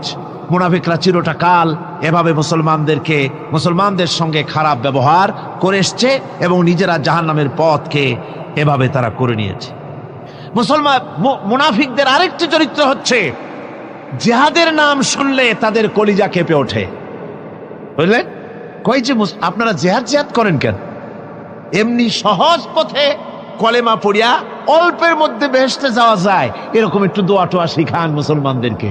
আমাদের কাছে মাঝে মধ্যে আসে, কয় যে মুনাফিক তো সহজে চেনা যায় না। কয় যে হুজুর, এই যে বারবার জিহাদ, এই মারামারি, এই ঠ্যাঙ্গি এগুলি আছে নাকি ইসলামের মধ্যে? কোথায় আছে যে মারামারি করা লাগবে, তারপরে মিছিল করা লাগবে, ধর্মঘট করা লাগবে, এ ধরনের জিহাদে অংশ নিতে হবে? এগুলি কি? এগুলি বাদ দিয়া সহজভাবে শান্তভাবে যাতে করা যায়, অল্প অল্প ছোট ছোট দোয়া শিক্ষা দেন যাতে করে সহজে বেহেশতে চলে যাওয়া যায়। আমি বলছি ভাই, রাসূলুল্লাহ এরকম আমাদের শিখান নাই যে এরকমের সূরাগলি বেহেশতে যাওয়ার জন্য আবিষ্কার করে দেব। ছোট্ট একটা দোয়া পড়বেন আর আপনি বেহেশত আপনার মামুবাড়ির বারান্দা যাই কলা খাওয়া শুরু করলেন। এত সহজে বিষয়টা আসবে না, বিষয়টা খুবই কঠিন। আল্লাহ রাব্বুল আলামিন বলেন, মুনাফিকদের চরিত্র হলো জিহাদের নাম যখন তারা শোনে, জিহাদের নাম শোনা মাত্রই তাদের কলিজা কেঁপে ওঠে। রাআইতাল্লাযীনা ফী কুলুবিহিম মারাদুন ইয়ানজুরুনা ইলাইকা নাযারাল মাগশিয়্যি আলাইহি মিনাল মাউত। যখনই তাদের অন্তঃকরণ নেফাকের রোগে ভরা, নেফাকের রোগ তাদের কেমন ভাবে পেয়ে বসেছে যে ওরা এমন ভাবে তাকায় থাকে আপনার দিকে, রাসূলুল্লাহর দিকে এমন ভাবে তারা তাকায় থাকে যে জিহাদের কোনো কথা বলে ফেলে নাকি। জিহাদের কথা যদি আসে তাহলে তো সর্বনাশ। ওদের মৃত্যু যন্ত্রণার মতো, মৃত্যুর জ্বালায় পতিত ব্যক্তি যেমন চোখ ফ্যাকাশে হয়ে যায়, জিহাদের কোনো কারবার বা যুদ্ধের কোনো দামাডোল বেজে উঠলেই এদের কলিজার মধ্যে কাঁপ সৃষ্টি হয়ে যায়, কলিজার মধ্যে কাঁপ সৃষ্টি হয়, জিহাদের তারা দারুণ ভাবে ভয় পায়। মোমেনদের উল্টা, মোমেনদের হলো জিহাদের নাম শুনতে তাদের কলিজার মধ্যে ফুর্তি আসে। তার কারণ হচ্ছে জিহাদের ময়দান হচ্ছে এমন এক ময়দান, আল জান্নাতু তাহতা দিলালিস সায়ুফ, বেহেশত হচ্ছে তরবারির ছায়াতলে। এই রাস্তায় যদি মরতে পারি, জীবনে তো বহুত গুনাহ করছি, বেহেশতে যেতে পারবো কিনা আল্লাহই জানে, কিন্তু এই একটা পথ, এইখানে যদি জানটা দিতে পারি বিনা হিসাবে আল্লাহর জান্নাতে চলে যেতে পারবো। আর শাহাদাতের মত হচ্ছে পিঁপড়ায় কাটার যন্ত্রণার চাইতে বেশি কিছু না। মোমেনদের দিলের জন্য খুশি হয়, আর ওদের দিল দারুণ কষ্ট তারা পেতে থাকে। এদের অবস্থা হচ্ছে যেখানে দ্বীনের কথা হয় সেখানে তারা চুপ করে বসে কথা শোনে, আর যখন দ্বীন ইসলামী আন্দোলনের কথা আসে, জিহাদের কথা আসে, তখন তারা খুব ভয় পায়া এদিক ওদিক তাকায়। কোরআনে কারিমে ওদের এই চরিত্র সম্পর্কে বলা হয়েছে, ওয়াইযা মা উনজিলাত সূরাতুন নাযারা বা'দাহুম ইলা বা'দিন হাল ইয়ারাকুম মিন আহাদিন সুম্মা ইনসারাফু। এরা কোরআনের আয়াত যখন নাজিল হয় তখন একজন আরেকজনের দিকে তাকাতাকি করে, কি জানি আমাদের ব্যাপারে কোনো আয়াত নাজিল হয়ে পড়ে নাকি, অথবা জিহাদের ব্যাপারে কোনো আয়াত নাজিল হয়ে পড়ে নাকি। কেউ দেখে নাকি এই সব এদিক ওদিক তাকাই আসতে এই জায়গা থেকে কেটে পড়ে, যে আমাদের চরিত্রই তো বর্ণনা করা হচ্ছে, কাজী এখন আর বসা ঠিক না, আস্তে করে কেটে পড়ার জন্য চেষ্টা করে। এটা হলো মুনাফিকদের আর একটা চরিত্র। এরা এইভাবে করে নিজেদের চরিত্রকে প্রকাশ করে ধরা পড়ে, এবং ইসলামের সবচাইতে মারাত্মক ক্ষতি এই মুনাফিকরা চিরকাল করেছে। আল্লাহ রাব্বুল আলামিন বলেন, মুনাফিকদের ব্যাপারে মুসলমানদের বিপদ হলে তারা দারুণভাবে খুশি হয়, আর মুনাফিকদের চরিত্র হলো মুসলমানদের উপকার হলে, ভালো হলে তারা দারুণভাবে অসন্তুষ্ট হয়ে যায় যখন। আর আল্লাহ মোমেনদেরকে সান্ত্বনা দেন, মোমেনদেরকে আল্লাহ পাক সান্ত্বনা দিচ্ছেন মুনাফিকদের ব্যাপারে। কুল লা ইউসিবানা ইল্লা মা কাতাবাল্লাহু লানা ওয়া মাওলানা ওয়া আলাল্লাহি ফালিয়াতাওয়াক্কালিল মুমিনুন। মুনাফিকদের শোনায় দাও। মুমিনদেরকে বলা হচ্ছে তোমরা মুনাফিকদের শোনাও যে তোমরা যে আমাদের ব্যাপারে খুশি হচ্ছ, যে আমাদের বিপদ দেখে, আমাদের চতুর্দিক থেকে বিপদ, মুসলমানদের আর চতুর্দিক থেকে কি বিপদ, এই বিপদ দেখে তোমরা দারুণ খুশি যে মুসলমানেরা এইবার মার খাচ্ছে, ইসলামী আন্দোলন আর কোমর সোজা করে দাঁড়াতে পারবে না। এইবার শেষ, বুদ্ধি করিয়া যে ষড়যন্ত্রের জালে আটকায় দিতি আর মুক্তি হবে না। এই যে তারা খুশি। আল্লাহ রাব্বুল আলামিন বলেন, মুমিনেরা তোমাদের ঘাবড়াবার কোনো কারণ নাই। তোমরা বলে দাও, কুল্লা ইউসিবানা ইল্লা মা কাতাবাল্লাহু লানা, তোমরা শোনায় দাও যে আমাদের কিছুই হয় না, আমাদের শুধু তাই হয় যে আল্লাহ রাব্বুল আলামিন আমাদের জন্য লিখে রেখেছেন। আমাদের তাকদীরে যেটা আছে ওটাই হবে, এর থেকে বেশি কিছুই হবে না। তিনি আমাদের মাওলা, তিনি আমাদের মনিব, তিনি আমাদের প্রভু। আর সমস্ত মুমিনদের উচিত সে আল্লাহর উপরই নির্ভর করা। তবে তোমরা জেনে রাখো, তোমরা আমাদের জন্য যে জিনিসের অপেক্ষা করছো, কুল হাল তারাব্বাসুনা বিনা ইল্লা ইহদাইল হুসনাইন, তোমরা আমাদের জন্য যে জিনিসের অপেক্ষা করতেছো, আল্লাহ বলছেন মুমিনেরা তোমরা বলো, তোমরা মুনাফিকদের বলো যে আমাদের ব্যাপারে তোমরা যে জিনিসের অপেক্ষা করছো তার দুটি ভালোর একটি ছাড়া কি। অর্থাৎ তোমরা আমাদের জন্য অপেক্ষা করতেছো আমরা যেন মরে যাই, আমরা যেন শেকস্ত খাই। তো আমরা যদি পৃথিবীতে মরে যাই তাহলে তো আমরা শহীদ হয়ে গেলাম, আর আমরা যদি বেঁচে থাকলাম তো আমরা তো গাজী হয়ে গেলাম। আমাদের ওই যে হাতি মরার মতো আর বাঁচার মতো, হাতি মরলেও লাখ টাকা, বাঁচলেও লাখ টাকা। আমরা মরলে গাজী, বাঁচলে কি শহীদ। কোনো দিক দিয়ে আমাদের ঠগ নাই। সুতরাং তোমরা আমাদের জন্য যে জিনিস অপেক্ষা করো তার দুটো ভালোর একটি ছাড়া কি। আর আমরা তোমাদের ব্যাপারে, তোমরা যেমন আমাদের ব্যাপারে অপেক্ষা করতেছো, আমরাও তোমাদের ব্যাপারে আরেকটা জিনিসের অপেক্ষা করছি। ওয়া নাহনু নাতারাব্বাসু বিকুম আইয়ুসিবাকুমুল্লাহু বিআযাবিন মিন ইনদিহি আও বিআইদিনা, আমরাও তোমাদের জন্য অপেক্ষা করতেছি একটা জিনিসের। তোমরা আমাদের জন্য দুটি জিনিস অপেক্ষা করো, আমরাও তোমাদের জন্য দুটি জিনিস অপেক্ষা করছি। তা হচ্ছে তোমাদের শাস্তিটা আল্লাহ নিজে দিবেন না আমাদের হাত দিয়ে দেওয়াবেন, আমরা সেইটার অপেক্ষা করতেছি। ফাতারাব্বাসু ইন্না মাকুম মুতারাব্বিসুন, সুতরাং তোমরা অপেক্ষা করতে থাকো, আমরাও অপেক্ষা করতে থাকি। ব্যাপারটা কোথায় গিয়ে দাঁড়ায় আসো আমরা সকলে তা লক্ষ্য করি। সুতরাং এই মুনাফিকদের এই হচ্ছে চরিত্র, চিরকাল ইসলামের সঙ্গে বিরোধিতা করা, মুসলমানদের সাথে ঠাট্টা বিদ্রুপ করা, এটাই হচ্ছে তাদের চরিত্র। এই চরিত্র দিয়েই তারা ইসলামকে চিরকাল ক্ষতিগ্রস্ত করে এসেছে। রাসূল পাক সাল্লাল্লাহু আলাইহি ওয়াসাল্লাম এই মুনাফিকদের সম্পর্কে বলেছেন যে মুনাফিকরা হচ্ছে ইদা হাদা গাদারা, যখন তারা ওয়াদা করে সে ওয়াদাকে তারা খেলাফ করে। এটা হচ্ছে মুনাফিকদের একটা চরিত্র।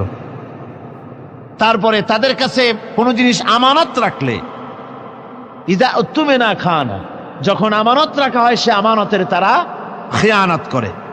তারপরে যখন তারা ঝগড়ায় লিপ্ত হয় তখন তারা পরস্পরকে গালাগালি করে। আর যদি তারা কথা বলে, কথার মধ্যে কথায় কথায় তারা মিথ্যে কথা বলে। এই হচ্ছে মুনাফিকদের চরিত্র। এরপরে মুনাফিকরা শুধু রুজি রুটি আর পেট নিয়েই তারা ব্যস্ত থাকে। মুনাফিকদের এই চরিত্র কোরআন এবং হাদিসে আল্লাহ রাব্বুল আলামিন স্পষ্ট করে মানুষের সামনে তুলে ধরেছেন, যাতে করে আমরা মুনাফিকি চরিত্র থেকে রক্ষা পেতে পারি।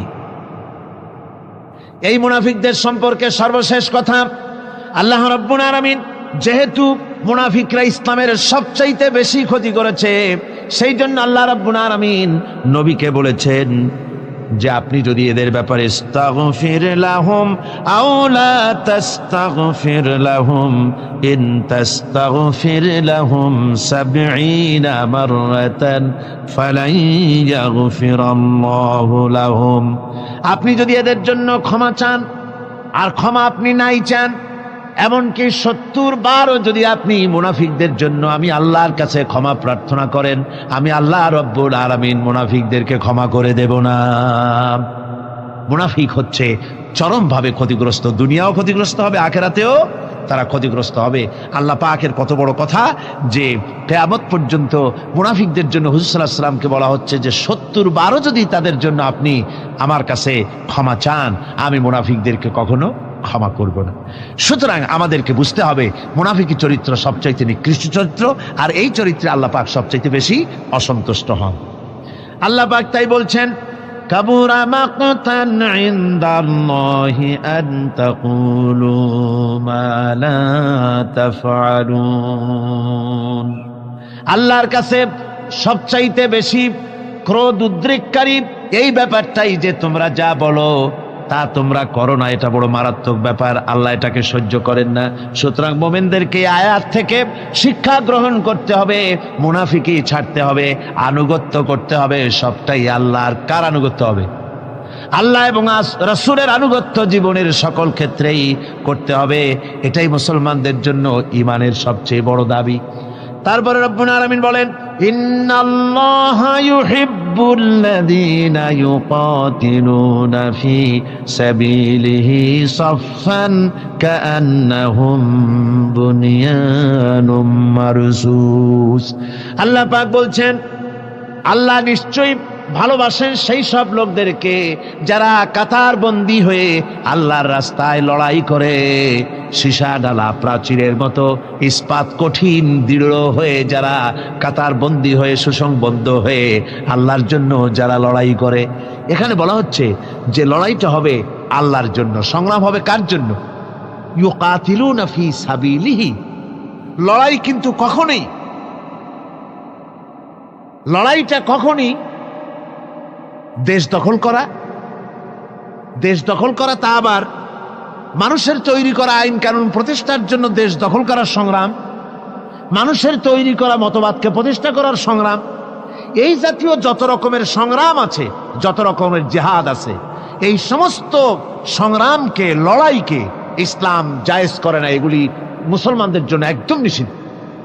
মুসলমানরা লড়াই করবে কেবলমাত্র আল্লাহর রাস্তায়, ফি সাবিলিহি, জিহাদ ফি সাবিলিল্লাহ, ওয়া তুজাহিদুনা ফি সাবিলিল্লাহ। লড়াই হবে কার পথে? সবে চিল্লায় বলেন, লড়াই কার পথে? লড়াই কি? জিহাদ কি? জিহাদ এই নয় যে আপনি লাঠি ঠেঙ্গা নিয়া তারপরে বাইর হবেন আর হিন্দু খ্রিস্টান যেখানে পাবেন সমানে মারিয়া শেষ করে ফেলাবেন। এর নাম জিহাদ নয়। জিহাদ হচ্ছে আল্লাহর রাস্তায় সংগ্রাম করা, লড়াই করা। সেই লড়াইটা কি?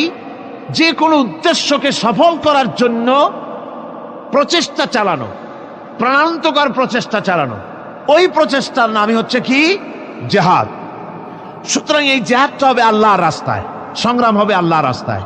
কি উদ্দেশ্যে? দ্বীন প্রতিষ্ঠার উদ্দেশ্যে। কোরআনে কারীমে রব্বুল আলামিন বলেছেন, আল্লাযীনা আমানু ইউকাতিলুনা ফি সাবিলিল্লাহ। যারা নাকি ঈমানদার তারা লড়াই করে আমি আল্লাহর রাস্তায়, আমি আল্লাহর পথে। তারা লড়াই করে, সংগ্রাম করে আমার দেওয়া জীবন ব্যবস্থা প্রতিষ্ঠার জন্য। ওয়াল্লাযীনা কাফারু ইউকাতিলুনা ফি সাবিলিত তাগুত। আর যারা নাকি কাফের, ভালো করে শোনেন, আল্লাহ পাক বলছেন যারা নাকি কাফের তারাই লড়াই করে মানুষের তৈরি করা তাগুতের পথে লড়াই করে, অর্থাৎ আল্লাহর দেওয়া রাসূলের দেওয়া বিধানকে বাদ দিয়ে মানুষের তৈরি করা, অন্যের তৈরি করা মতবাদ প্রতিষ্ঠার পিছনে সংগ্রাম করে।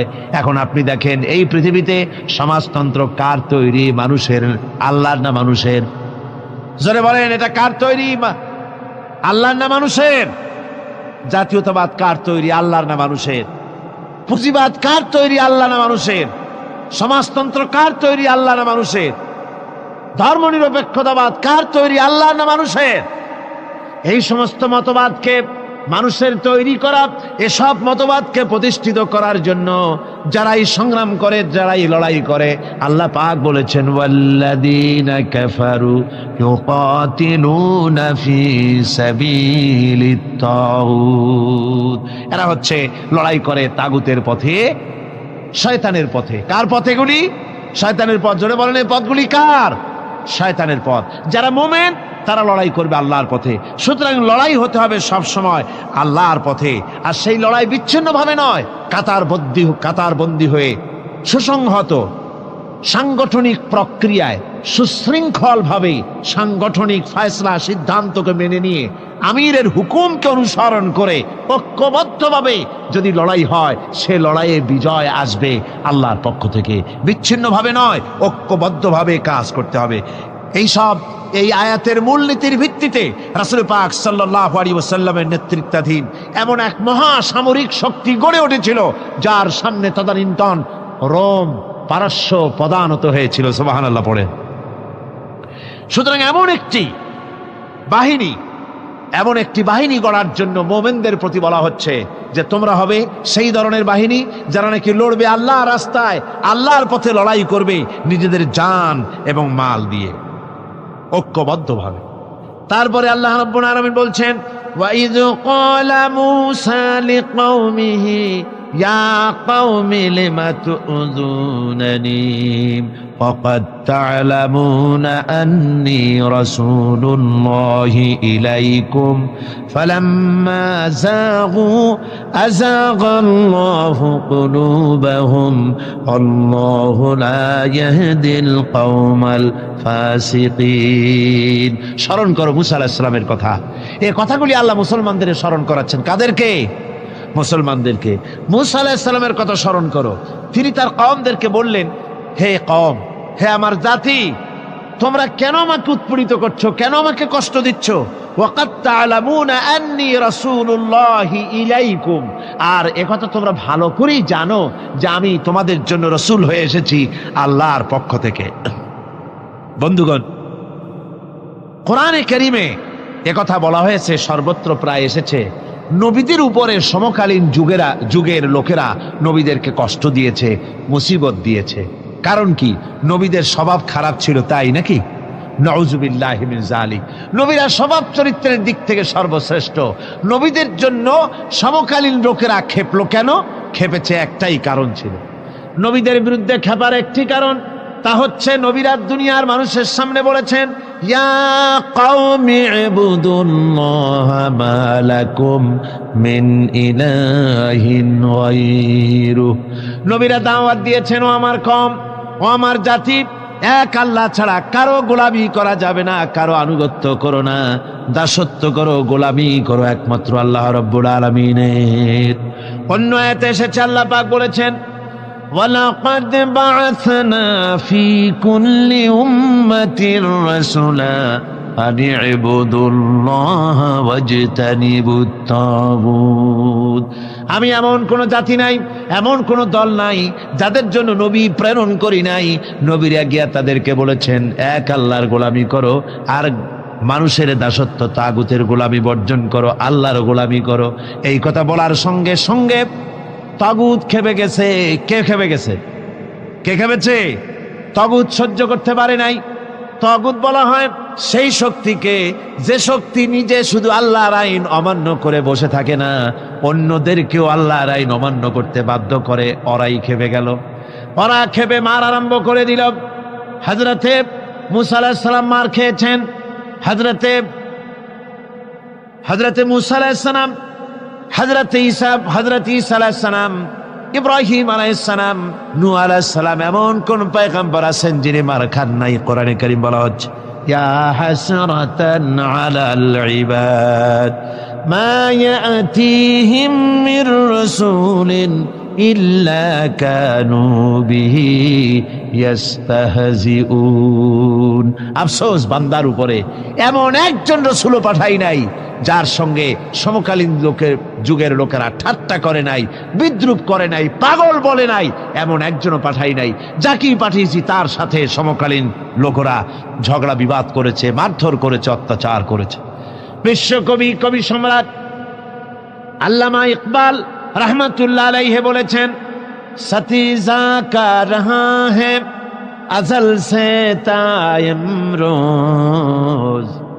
सतीजा का रहा है अजल से तायमरोज, चरागे मुस्तफा भी से शरारे बुलावी।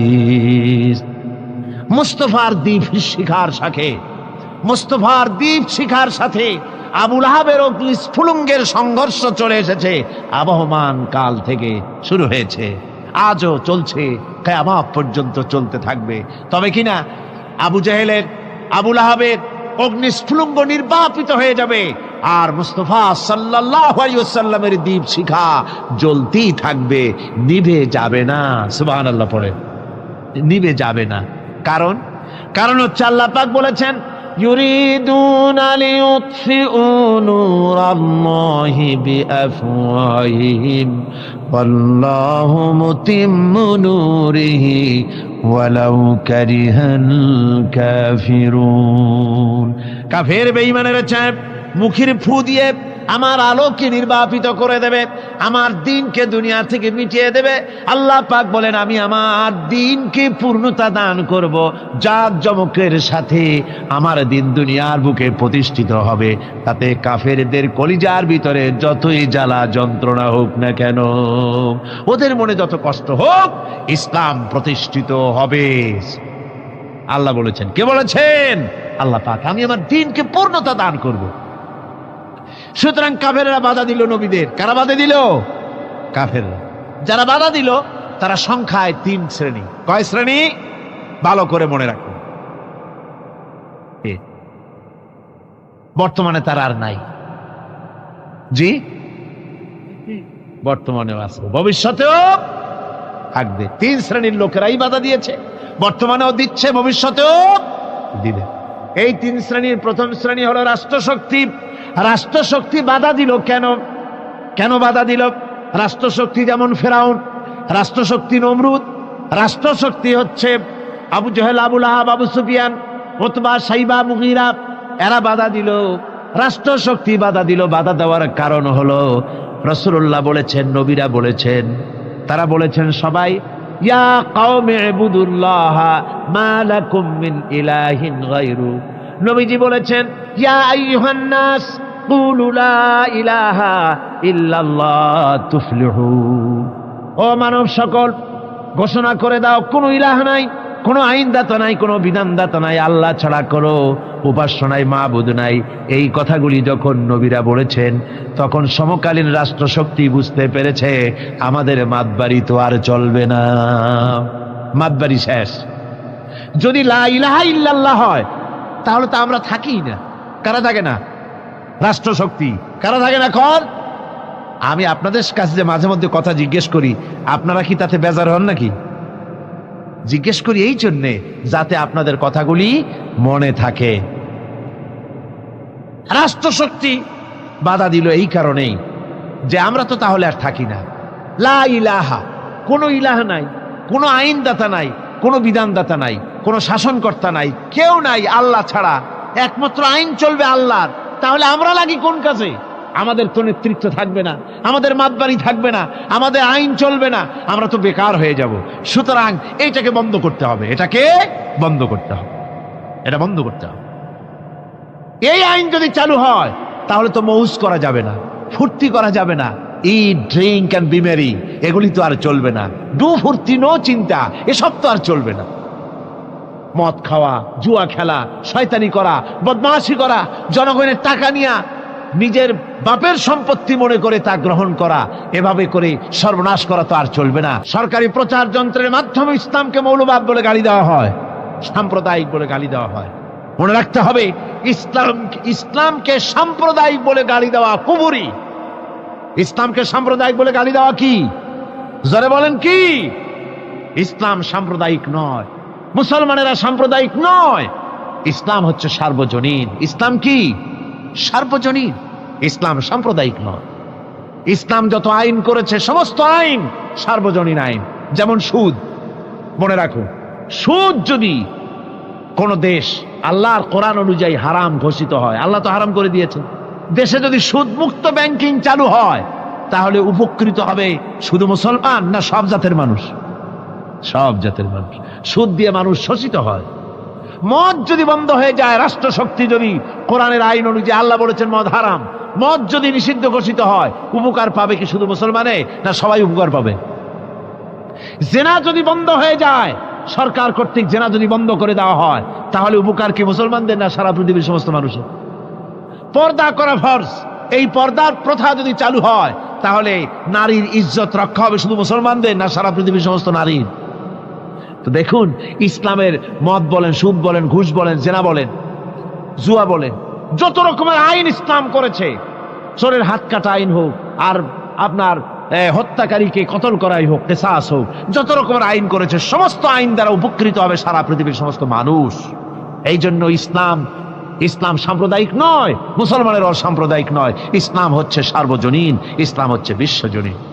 আজকে রাষ্ট্রশক্তি পয়লা নম্বরেই বাধা দেয় তাদের ক্ষমতাকে টিকিয়ে রাখার জন্য, ক্ষমতাকে কক্ষিগত করার জন্য হারাম ভাবে অবৈধভাবে সরকারের জনগণের মালকে সম্পদকে ভক্ষণ করার জন্য নিজেদের ফুর্তি, নিজেদের মনের চাহিদা, নিজেদের নফস এবং প্রবৃত্তি অনুযায়ী চলার জন্য তারা এই নিজেদের ক্ষমতাকে টিকিয়ে রাখার জন্য ইসলামকে চিরকাল তারা বাধা দিয়ে এসছে। 2 নম্বরে বাধা দিয়েছে যারা, সেটা হচ্ছে কি? বিত্তশালী ধনী ব্যক্তিরা, বিত্তশালী ধনাঢ্য ব্যক্তিরা, ওরাই ইসলামের চিরকাল ইসলামের বাধা দিয়ে আসছে, এখনো দিচ্ছে, ভবিষ্যতে দেবে, তবে সব না।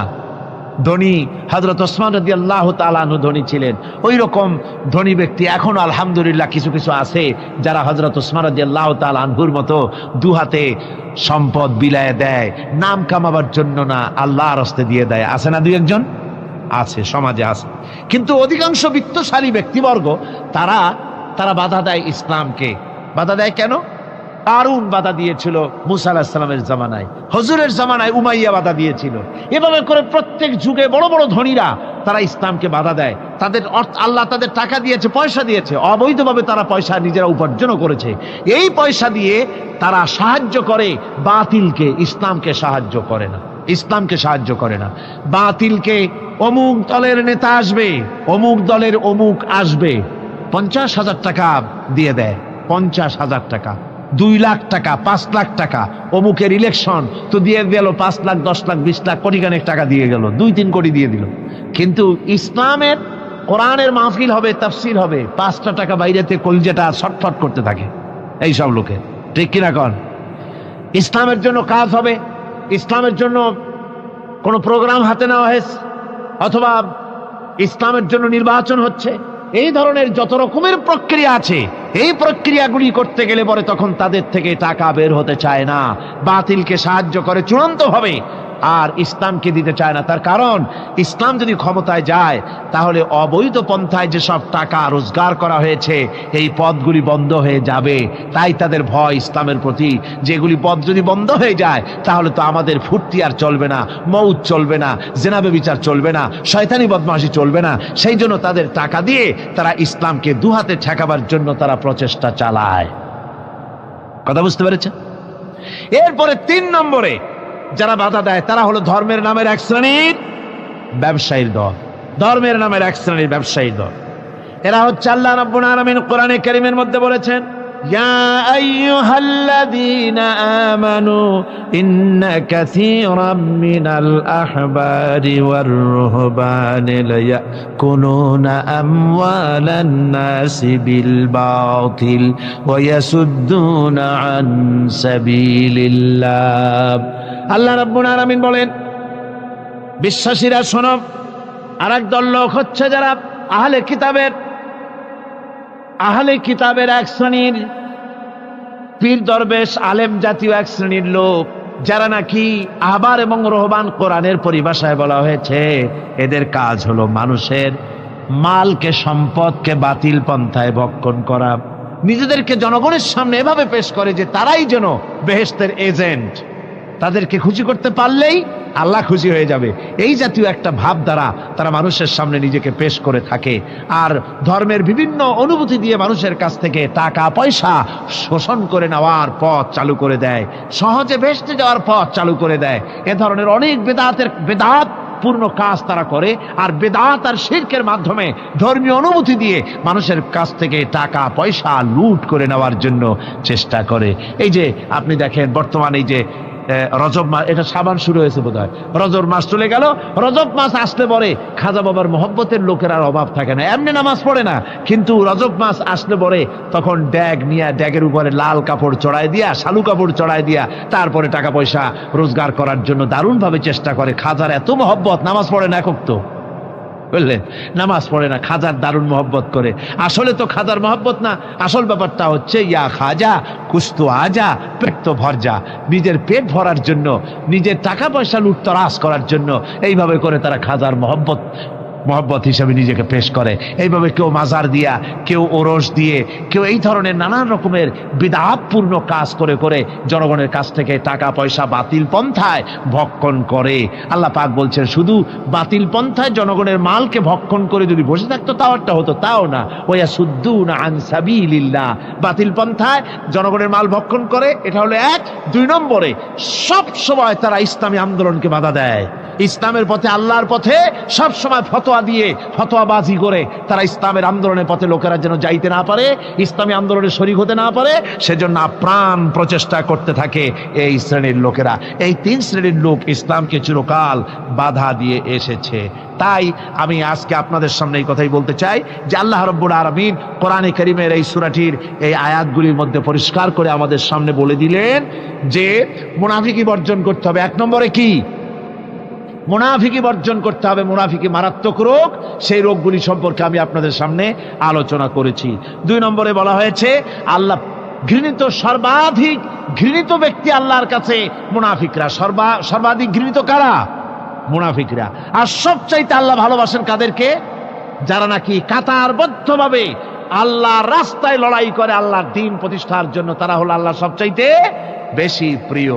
আর 3 নম্বরে আজকের আলোচনায় আসলো যে নবীদেরকে যেভাবে জ্বালা যন্ত্রণা দিয়েছে কাফের বেঈমানেরা, ওই জ্বালা যন্ত্রণার সিলসিলা চলতেছে, চলবে। তবে মনে রেখো, বনী ইসরাঈলেরা যেভাবে মুসা আলাইহিস সালাম, ঈসা আলাইহিস সালামকে বাধা দিয়ে যেভাবে বিপদগ্রস্ত হয়েছে, তোমরা মুসলমানেরা যদি নবীদেরকে এভাবে নির্যাতন করো, তোমাদেরকেও নির্যাতিত হতে হবে। আল্লাহর গজব তোমাদের উপরেও আসবে।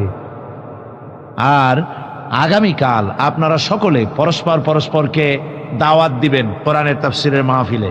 আপনার দাওয়াত অনুযায়ী 1টা লোক বা 2টা লোক যদি আপনার বেশি আনতে পারেন, আর তারা যদি কোরআনের আলোচনা শুনে যদি ইসলাহ হয়, চরিত্র ভালো হয়ে যায়, নামাজি হয়, দিনদার হয়, কিয়ামত পর্যন্ত এই সওয়াব কবরে বসে বসে আপনি পাবেন সাদকায়ে জারিয়ার। জোরে বলেন আলহামদুলিল্লাহ। এটাই কেউ কার্পণ্যতা করবেন না। টেলিফোনে দাওয়াত দিয়ে হোক অথবা বাড়ি গিয়ে হোক, যেমনি হোক, এক একজনে 2 জন 3 জনকে টার্গেট নিয়ে এই মাহফিলে দাওয়াত করে নিয়ে আসবেন। আল্লাহ পাক যেন সকলকে কবুল করেন। আর যাওয়ার সময় বুক স্টল আছে অনেক, প্রতি বছর এই বুক স্টলগুলি হয়, অনেক বইপত্র এখানে আসে, দ্বীনি বইপত্র, যেগুলি পড়লে আপনাদের দ্বীন ও ঈমান সহি শুদ্ধ হবে। কোরআনে কারীমের তাফসীর আছে, হাদিসের অনুবাদ আছে, ইসলামী সাহিত্য আছে, ইসলামী ম্যাগাজিন আছে, অভাব নাই। আপনারা যাওয়ার সময় কিছু কিছু প্রত্যেক দোকান থেকে আপনারা খরিদ করে নিয়ে যাবেন। আর আপনাদের বেগম সাহেবাদের, আপনাদের বোন, আপনাদের মেয়ে, আপনাদের মা, আত্মীয় স্বজন, আত্মীয়া মহিলা যারা আছে, তাদেরকেও সাথে করে নিয়ে আসবেন, যেহেতু মা বোনদের জন্য আলাদাভাবে বসার, পর্দা সহকারে কোরআনে কারীম শোনার ব্যবস্থা আছে। এসবে আপনারা সবাই অংশ নেবেন এবং আসরের পর থেকেই শামিল হবেন। বহু ওলামায়ে কেরাম এখানে আছেন, তারা ওয়াজ করতে থাকেন। প্রত্যেকের মধ্যেই আলাদা আলাদা সৌন্দর্য রয়েছে, হারগোলেরা রাং অবুয়ে দিগারাস। এক একজনের মধ্যে আল্লাহ এক এক ধরনের যোগ্যতা দান করেছেন। সকলের কাছ থেকে দ্বীনি কথা শুনে নিজেকে ধন্য করার জন্য সকলের চেষ্টা করা হবে ইনশাআল্লাহুল আজিজ। আল্লাহুম্মা আমিন। রব্বানা যালামনা আনফুসানা ওয়া ইন লাম তাগফির লানা ওয়া তারহামনা লানাকুনান্না মিনাল খাসিরিন। রব্বানা লা তুযিগ কুলুবানা বা'দা ইয হাদাইতানা ওয়া হাব লানা মিন লাদুনকা রাহমাতান ইন্নাকা আনতাল ওয়াহ্হাব। আয় আল্লাহ তাআলা, হাজার হাজার মুসলমান নরনারী ঠান্ডাকে উপেক্ষা করে তোমার দ্বীনের কথা শোনার জন্য, কোরআনে কারীমের কথা শোনার জন্য এই মাঠে এসে হাজির হয়েছে। আল্লাহ, তুমি দয়া করে মেহেরবানি করে আলোচনার সওয়াবটুকুন হুজুরে পুরনূর সাল্লাল্লাহু আলাইহি সাল্লামের রূহ মুবারকে পৌঁছে দাও। রব্বুল আলামিন, আমাদের মধ্য থেকে যাদের মা বাপ দুনিয়া থেকে জন্মের মতো বিদায় হয়ে গেছে, আল্লাহ কবরে যদি আযাব থাকে দয়া করে আযাব মাফ করে দাও। আল্লাহ, আমাদের মা বাপের উপরে তোমার রহমত নাজিল করো। রব্বিরহামহুমা কামা রব্বায়ানি সগীরা। রব্বিরহামহুমা কামা রব্বায়ানি সগীরা। হায় আল্লাহ রব্বুল আলামিন, এই মাহফিলে যত লোক আছি আমরা, কার কোন ব্যাধি আছে, রোগ আছে, আমরা তুমি ভালো করে জানো। আমাদের প্রত্যেকের ব্যাধিকে তুমি শিফায়ে আজলা দান করে দাও। আল্লাহ পাক, তোমার এক বান্দা ইফতেখার, তার নাম তিনি মারাত্মক জ্বরে বছরের পর বছর ধরে ভুগতেছে। আল্লাহ তুমি দয়া করে মেহেরবানি করে তাকে শেফা দিয়ে দাও। হায় আল্লাহ পাক, আবারও আমরা স্মরণ করি তোমার দরবারে দোয়া করতেছি এই সমাজ কল্যাণ পরিষদের সভাপতি মাওলানা শামসুদ্দিনের জন্য। আল্লাহ তুমি দয়া করে মেহেরবানি করে তার চোখ ফিরাইয়া দাও। আয় আল্লাহ, কোরআনের মাহফিলের দাবি তুমি কবুল করো, এই হাজার হাজার মানুষের আকুতি কাকুতি কবুল করো। আল্লাহ মাওলানা শামসুদ্দিনকে পূর্ণ দৃষ্টিশক্তি সম্পন্ন করে আমাদের মাঝে তুমি ফিরাইয়া দাও। রব্বুল আলামিন, এই কোরআনের মাহফিলের জন্য যারা সাহায্য করেছে আর যারা করবে, আল্লাহ সকলকে তুমি তোমার দরবারে তাদেরকে তুমি মর্যাদা দান করে দিও। আল্লাহ এই মাহফিলের বাকি 4 দিন তোমার কুদরতি নিজাম দিয়ে তুমি পরিচালিত করো। আল্লাহ এই মাহফিলের সব হেফাজতের এবং পরিচালনার দায়িত্ব তোমার কুদরতি হাতে তুমি তুলে নিও। আল্লাহ আল্লাহুম্মা হাব্বিব ইলাইনাল ঈমান وزينه في قلوبنا وكره إلينا الكفر والفسوق والعصيان واجعلنا من الراشدين ربنا تقبل منا إنك أنت السميع العليم وتب علينا إنك أنت التواب الرحيم سبحان ربك رب العزة عما يصفون وسلام على المرسلين الحمد لله رب العالمين واجعل آخر كلمة عند الموت لا إله إلا الله محمد رسول الله।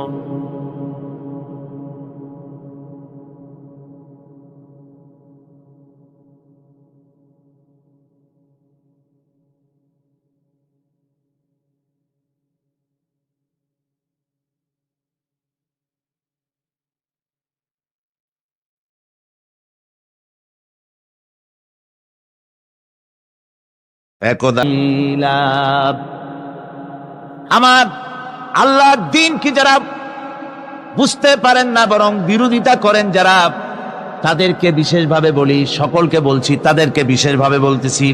আল্লাহ পাক বলেন কিয়ামতের দিন যারা এই অবস্থায়, কিয়ামত হবে, কিয়ামতে যারা উঠবে তারা নিজেদের হাত কামড়াতে থাকবে। জালেম বলা হয়েছে তাদেরকে, যারা আল্লাহর দ্বীনকে মানে নাই, দ্বীনকে অস্বীকার করেছে, ওরাই জালিম।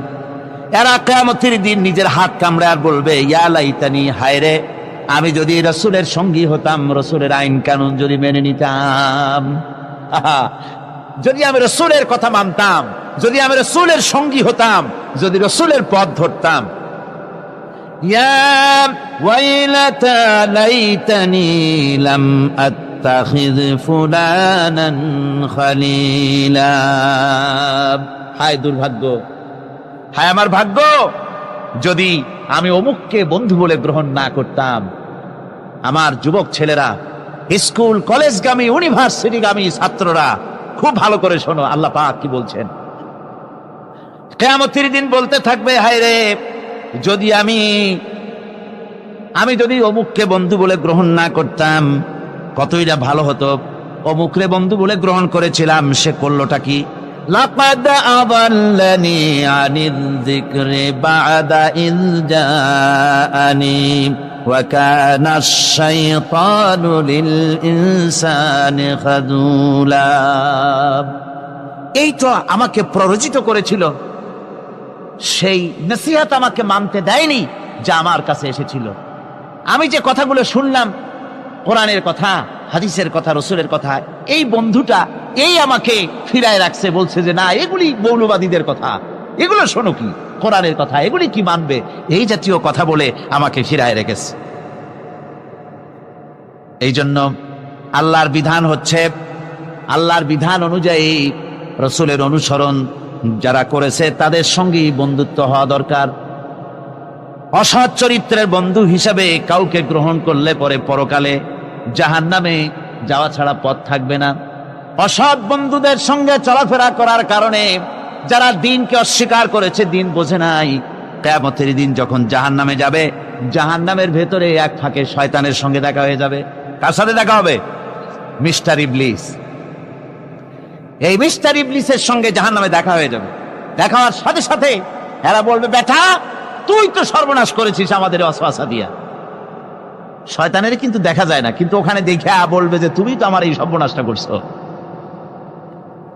শয়তান জবাবে বলবে وقال الشيطان لما قضي الأمر إن الله وعدكم وعد الحق।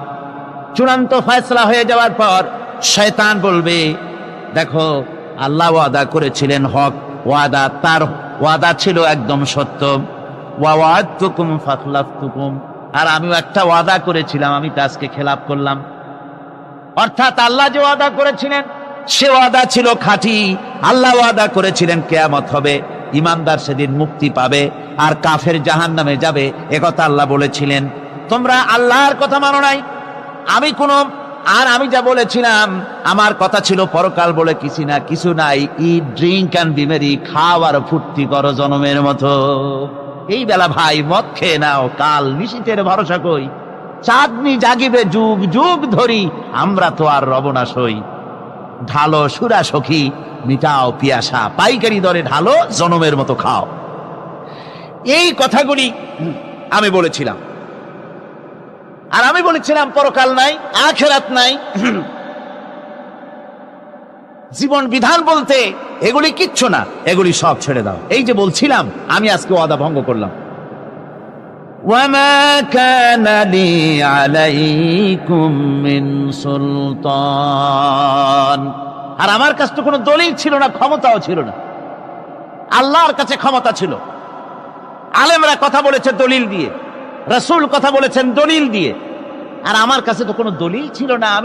আমি একটা বলছি, আমার কাজটা কি ছিল? ইল্লা আন দাউতুকুম ফাস্তাজাবতুম লি, আমি তো শুধু একটা কাজ করেছিলাম, ময়দানে দাঁড়াইয়া, মঞ্চের উপরে দাঁড়িয়ে কতগুলি কবুতর উড়ায় দিয়ে বললাম, ভাইয়ের আমার, বোনের আমার। আর এই ডাকের সাথে পাগলের মতো কোনো কিছু বিবেচনা না করে সব আমার পেছনে দৌড়ালে। কেন দৌড়াইস? আমি তো বাধ্য করি নাই, আমি তো মাথায় লাঠি মারি নাই। এজন্য কবি বলতেছেন, क्या हासियाती है मुझे हजरत इंसान पर, क्या हंसी है मुझे हजरत इंसान पर, फेले बत्तू खुद करे लानत करे शैतान पर। মানুষের উপরে তার কৃতকার্য দেখে আমার হাসি আসে, খারাপ কাজ করে নিজে আর বদনাম দেয় শয়তান।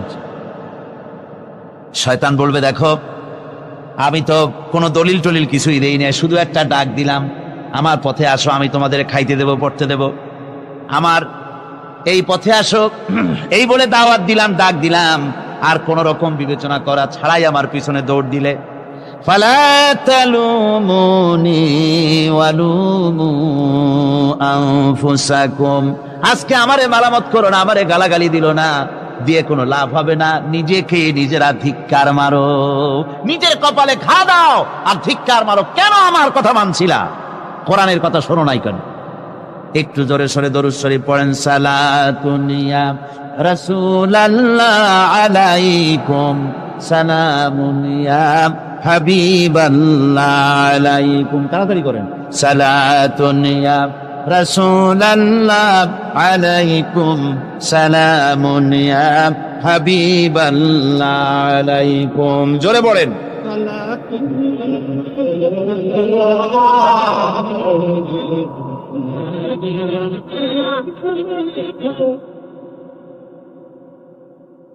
শয়তান তখন বলবে, দেখো এখন আমারে গালাগালি দিয়ে কোনো লাভ নাই, এখন তোমাদের অবস্থাও যা, আমার অবস্থাও তাই। এরপরে জাহান্নামে নেতাদের সাথে অনুসারীদের দেখা হয়ে যাবে। প্রথম দেখা হইলো কার সাথে? জোরে কোন, কার সাথে দেখা হইলো?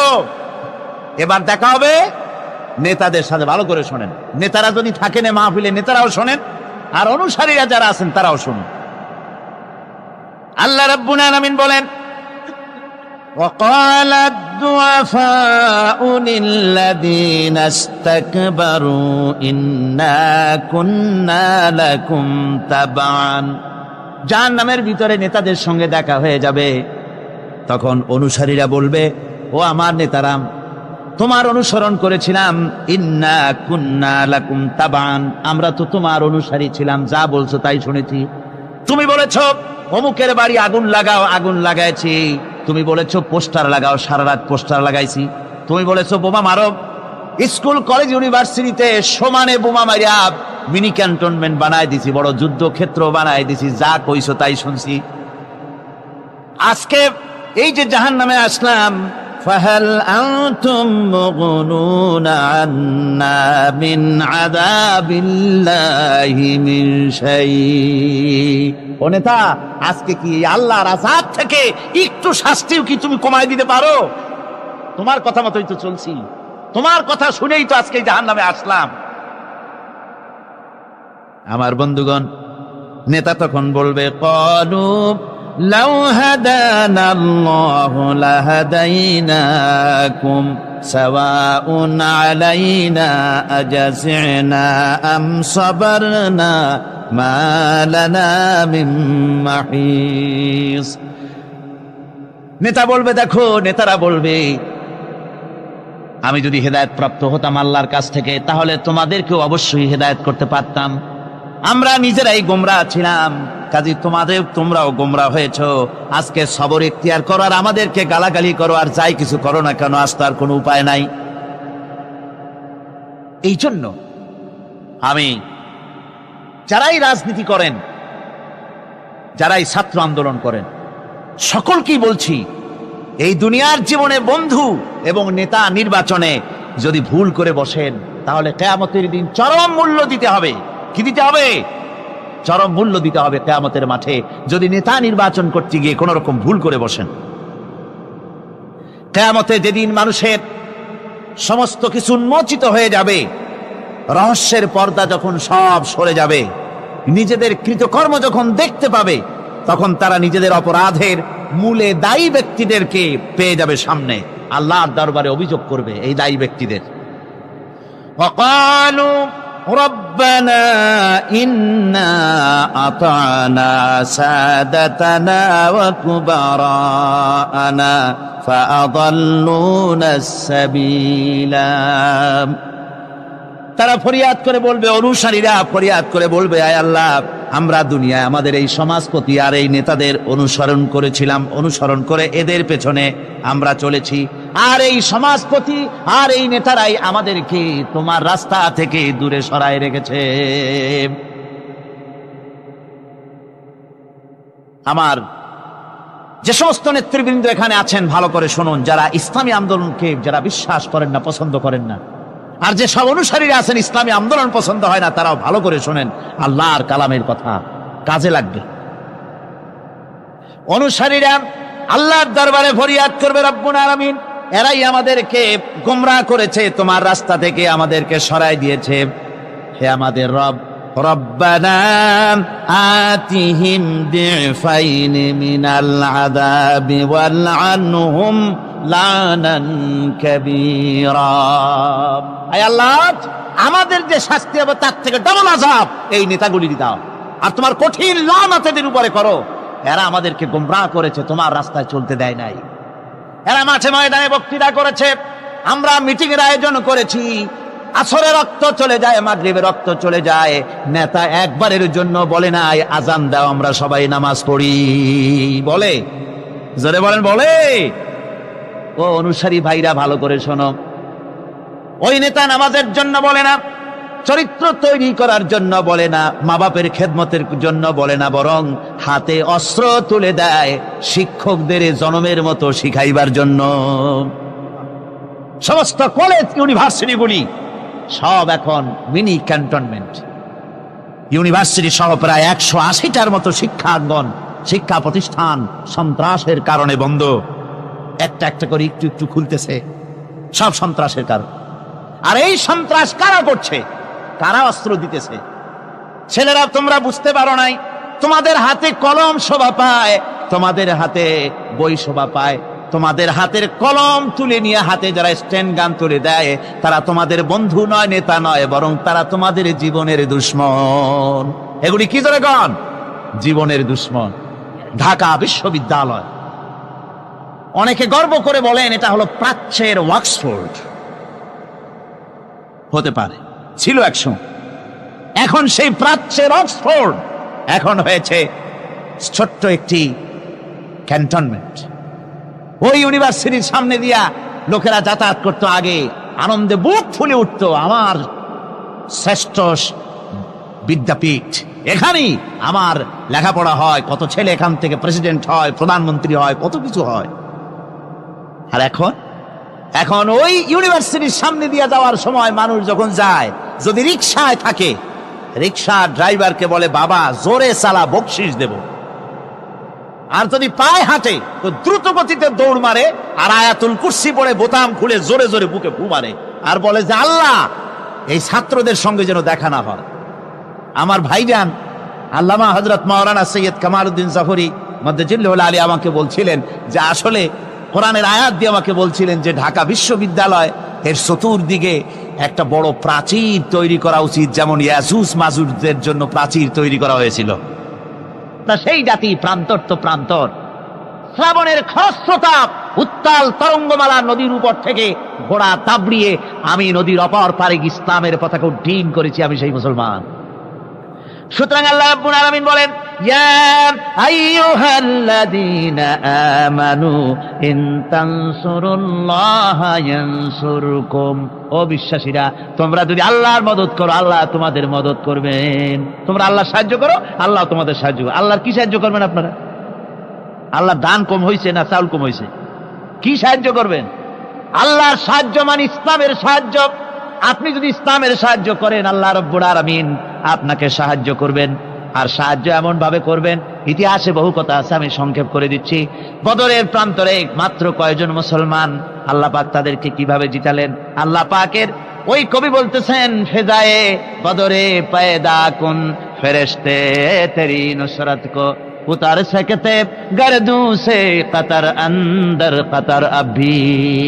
বদরের প্রান্তরে মুসলমানদের ঈমান ছিল, ওই ঈমান যদি তোমরা আনতে পারো তাহলে আমি আল্লাহ রাব্বুল আলামিন কাতারে কাতারে ফেরেশতা তোমাদের জন্য অবতীর্ণ করে দিতে পারি। জোরে কোন সুবহানাল্লাহ।